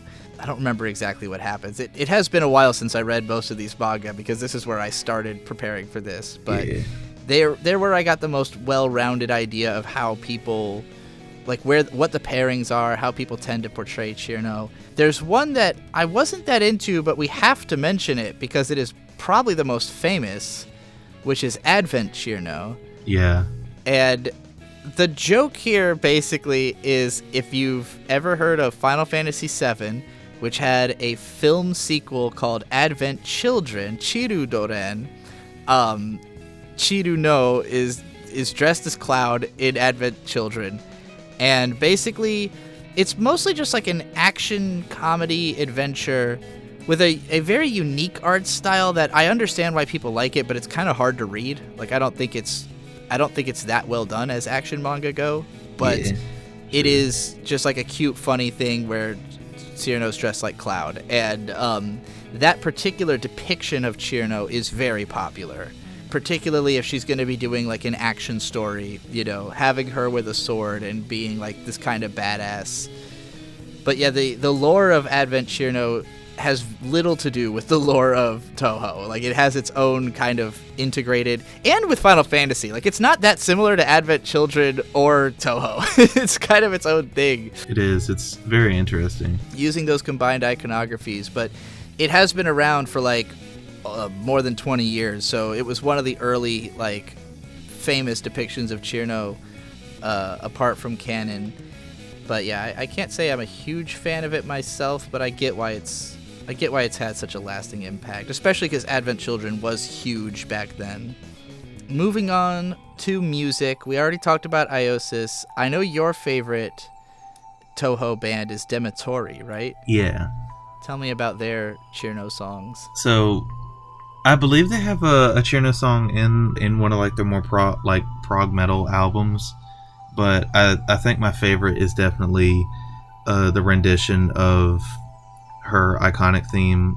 It's called Adventure of the Love-Struck Tomboy. Like their first album with UI70 is just like a bunch of crazy cool like prog rock stuff. It's got like 2 songs that are like 10 plus minutes long, but then the Cirno one is very good. It has the chorus is done with a banjo, and it like flows seamlessly into it, and then there's like a weird like beat boop like synth section later. But yeah, that they did a lot of like bouncing back and forth between instruments, and I think it really sells the character, and it's a very great trippy song that you don't hear a lot of stuff like that.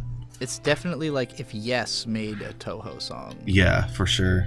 There's a group called Shibayan Records that one of my commenters put me onto, and they have a song called Cirno Rhythm that I thought was very nice. Just kind of like a soft rock, like Akibake type thing. Ooh. We can't get into all of the music for Cirno that exists, and also describing music can be kind of difficult. When I was looking at, the wiki, I found Magic Red Kids. They have 2 EPs that are Cirno influenced called The Answer Is ... and Silent Summer EP, and they do like a very like soft and washed out post-rock kind of, or I guess more shoegaze, like shoegazy post-rocky type songs. I guess I'd say like shoegaze, but with like a little bit of a pop flavor to it, because it has vocals, and the vocals are very sweet. And when I think of like the haziest vision of Cirno, this comes to mind. And it's worth mentioning, like, Touhou is, for the most part, a very dissociative, hazy story. Like, it's meant to be weird and kind of not that easy to piece together. I think part of Cirno's popularity is that she is easier to understand than almost anybody else. For sure. But if you were trying to interpret her in more of that, like, mysterious way, I think that the Magic Red Kid stuff, like, taps into that, you know, feeling of, okay, yeah, sure, you could say she's this cute idiot or whatever, but, like, fundamentally, she's a demon that lives by a snow lake and freezes frogs, you know? Like, she's definitely more mysterious than some people kind of make her out to be. I noted a song called Himawari Sunset. Well, actually, there's a few from that Daiyousei album that I really liked. Himawari Sunset, Cirno Graffiti, and From Nine Girl I had written down. I'm not going to describe all of them. There's a Silva Gunner track that is really good. I'm sure most people who like video game music have heard of Silva Gunner, but there's a remix called King for Another Day. I think it's combining Cirno's theme with another theme song, but I don't know the other song, but it was really neat, like kind of jazz rendition. I'm Not Number 9 by Azure Sands is a very fun, upbeat jazz take. Again, there's a lot of jazz, Touhou. That's all I found in time for this. I did not dive deep into music because there simply is so much of it. So this is one of those things where, like, if you have a favorite rendition of a Cirno song, please let us know in the comments so that we can incorporate it when we talk about her again for Cirno Day. For sure. That'll definitely be the engagement bait, is post your favorite, like, fan work or favorite fan song or your favorite collection of them down in the comments. Fill them up.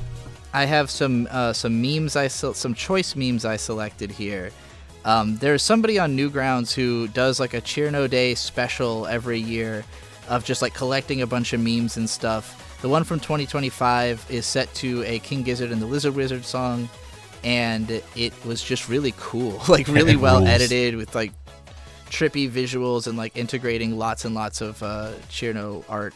If you just search Cirno on YouTube, some of the first results you'll get are a short called Big Cirno, and it's just a person in like a full-size fumo costume going down an escalator at a convention, but it's delightful. It's one of those images that you see it and you're like, yeah, I'm Big down Cirno. with that. There's AirPod Shotgun versus One Cursed Touhou Cirno, which is just like a bouncing fumo set to the ridiculous part from the Ghetto Patrol song that gets shot with a shotgun that loads AirPods for some reason. What about the spinning pyramid Fumo one? That one's really cool. There's Funky Rumbotic Cirno Robo, which is like somebody hooked up their Fumo to some robotics so that it would dance for them. To, again, the ridiculous part of that song. Cirno freezes frog. That's a Fumo freezing a frog in real time. You've got Cirno says the thing, which is, of course, the thing is baka. I found one where it's Jack Black with Cirno's outfit drawn on him going, I am Cirno. But overall, my favorite Fumo memes are, there's a channel called Yumeme, Yumemey. Peak Fumo content. Like little short sketch comedy videos with Fumos. One of them was Cirno from Touhou Project talks on the phone with her mom, and the phone is a cup of water, and Cirno just starts shouting baka baka baka baka at it, and then her mom shows up, which is just a Cirno Fumo wearing red glasses and forces her to study math. It's pretty adorable. All of the Yume Mei videos are choice. They're really cute. Yeah, peak stuff. And so lastly, I'm going to leave us with some other analysis videos. If you want to go in even more depth or less depth than this video, but where I learned some of this stuff. Megapig 9001 is maybe my favorite Touhou YouTuber and has just a sheer volume of like unique takes. They've got videos called Why Cirno is Actually the Strongest Touhou Character, which is a breakdown of how that could be maybe potentially true. It's mostly kind of a meme. My Hottest Cirno Take, which is complaining about Cirno had a sprite redesign in one game that just doesn't look as good as her original one, and it was kind of switched back the next time she appeared because people did not like it. Cirno's existential crisis, which we kind of explained here, and the evolution of Cirno's perfect freeze, Touhou's coolest attack, which goes over how that spell card has evolved over time. Suwako, who has a lot of Touhou videos, has the evolution of Cirno, which mostly describes how she's been presented in each of the games. Genso Chronicle, of course, I visited the Cirno Museum. They also have a ton of cool analysis videos. Asprey FM has a 2-hour review of every game from a Cirno game jam that happened a few years ago. Nyanachi has proof that Cirno is the strongest, which is more of a meme. Maji FTW has a character profile on Cirno. Alice08 has a video called How Strong is Cirno? And Pearl Drop has a 2-minute Touhou review of the song, Beloved Tomboyish Girl. I guess they cover every Touhou song and just do a quick review of it. I will also put in the description, along with literally links to everything we've talked about is all in this document, and I'm going to put that in the description. There's also a link to Kino's Cirno Research Department playlist that's been built up. One more thing I wanted to mention, there is a voice actress named Fairouz Ai. I think that's how you pronounce her name. She plays Power in Chainsaw Man, and she also plays Jolyne Kujo in JoJo's Bizarre Adventure. And she is a big-time Cirno fan.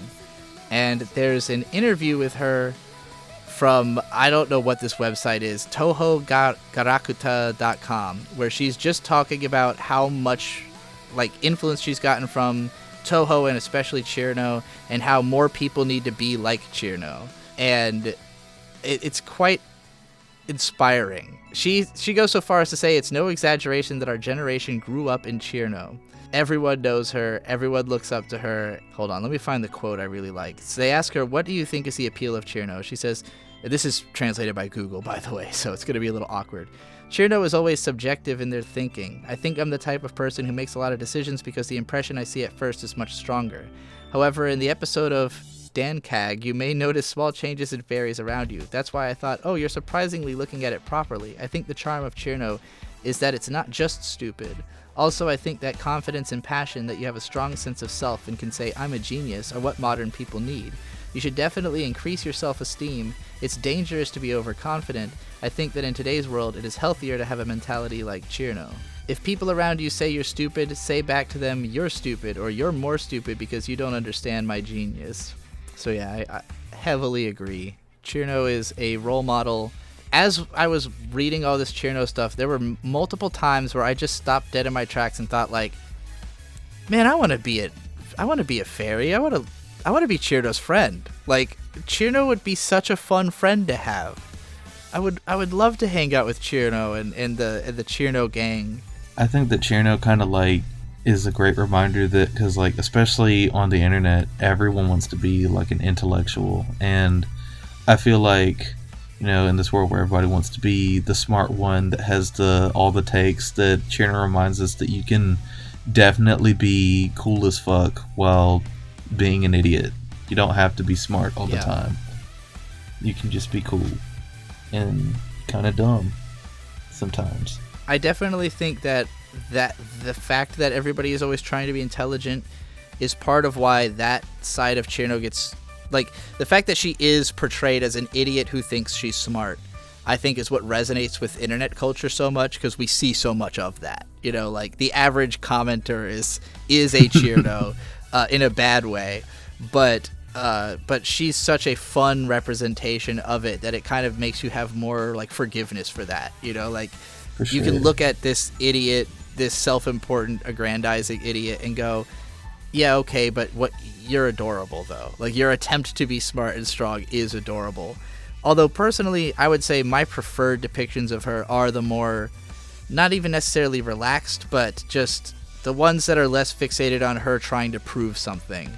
And when she's just being confident, she doesn't need other people to acknowledge that she is the strongest. She just believes that and will go on believing that no matter what happens or what anyone says. Yeah, that unshakable self-belief, that is genuinely inspiring.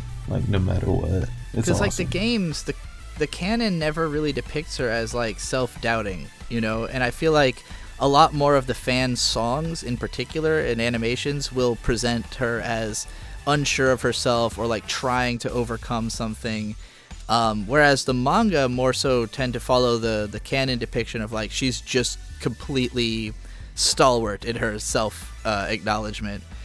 But I think my favorite stuff is when she's just like hanging out with Yuuka or Dai or, you know, Aya, and just like having fun, just like completely unbothered, unconcerned, just having a good time. And of course, Cirno lives at Boulder is just so much fun. That is the perfect Cirno fan work to me. Yeah, it encapsulates it's awesome. everything I like about her. All right, well, I think that pretty much wraps up the first episode of the Perfect Cherry podcast. I think this went really well. I think it did too. So we had picked 4 characters that we want people to vote on for who we're going to cover next. There will probably be a poll in addition to, like, say who in the comments, but also we'll run a poll at some point once enough people have listened to this. But our 4 choices are going to be Konpaku Yomu, Alice Margatroyd, Kochiya Sanae, or who was the 4th one we were going to pick? Aya Shameimaru. Yeah. All 4 of them are characters who have been playable, but are not main characters. So, and they all have a lot of fan work. So they would all be pretty deep, in-depth pulls. Basically, within a week of this coming out, we'll decide who won, and then we'll announce it, and then we'll start working towards doing this level of fucking depth and research on it. Yep, do it all over again. It'll be interesting to see how differently each character is portrayed, and also like we're out of I don't know how my brain's gonna handle being out of the Cirno brain rot. I've been so deep in a Cirno hole for weeks on end. Yeah, it's like affected. There's like a brain worm. Like the Cirno theme doesn't stop playing. It's scary. I'm excited to see if the next character will have the same effect. Like if Cirno will leave my mind while I'm working on the next one, or if I'll still be going back to Cirno while working on the next one. Like I'm curious to know if all 4 of these characters have left a deep impression on the fan base. So I'm curious if they will leave as deep an impression on me.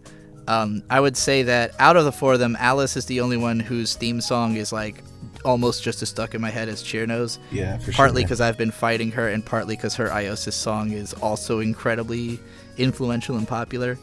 But you know, we'll let the listeners decide. Tell us who to cover next, and follow Kino on Blue Sky and on YouTube. You are an amazing artist. Thank you. I assume I have put some Cirno art of yours on this video. So I know you drew like a sketch of her a couple weeks ago, which was pretty cool. Oh yeah, I did. I gotta try to. I was going to try to make a Cirno fan work before this podcast, but I never got around to it. So maybe I'll cook something up in editing. I guess the editing of this will be my Cirno fan work, because it's gonna take quite a bit. I'm gonna put a lot of stuff on screen, and this thing is like 2 hours long. Oh yeah. So we're gonna wrap it up there. Thanks for listening. Thanks for watching. Thanks for being a Cirno fan. Cirno forever? Touhou forever as well. Yeah. All right.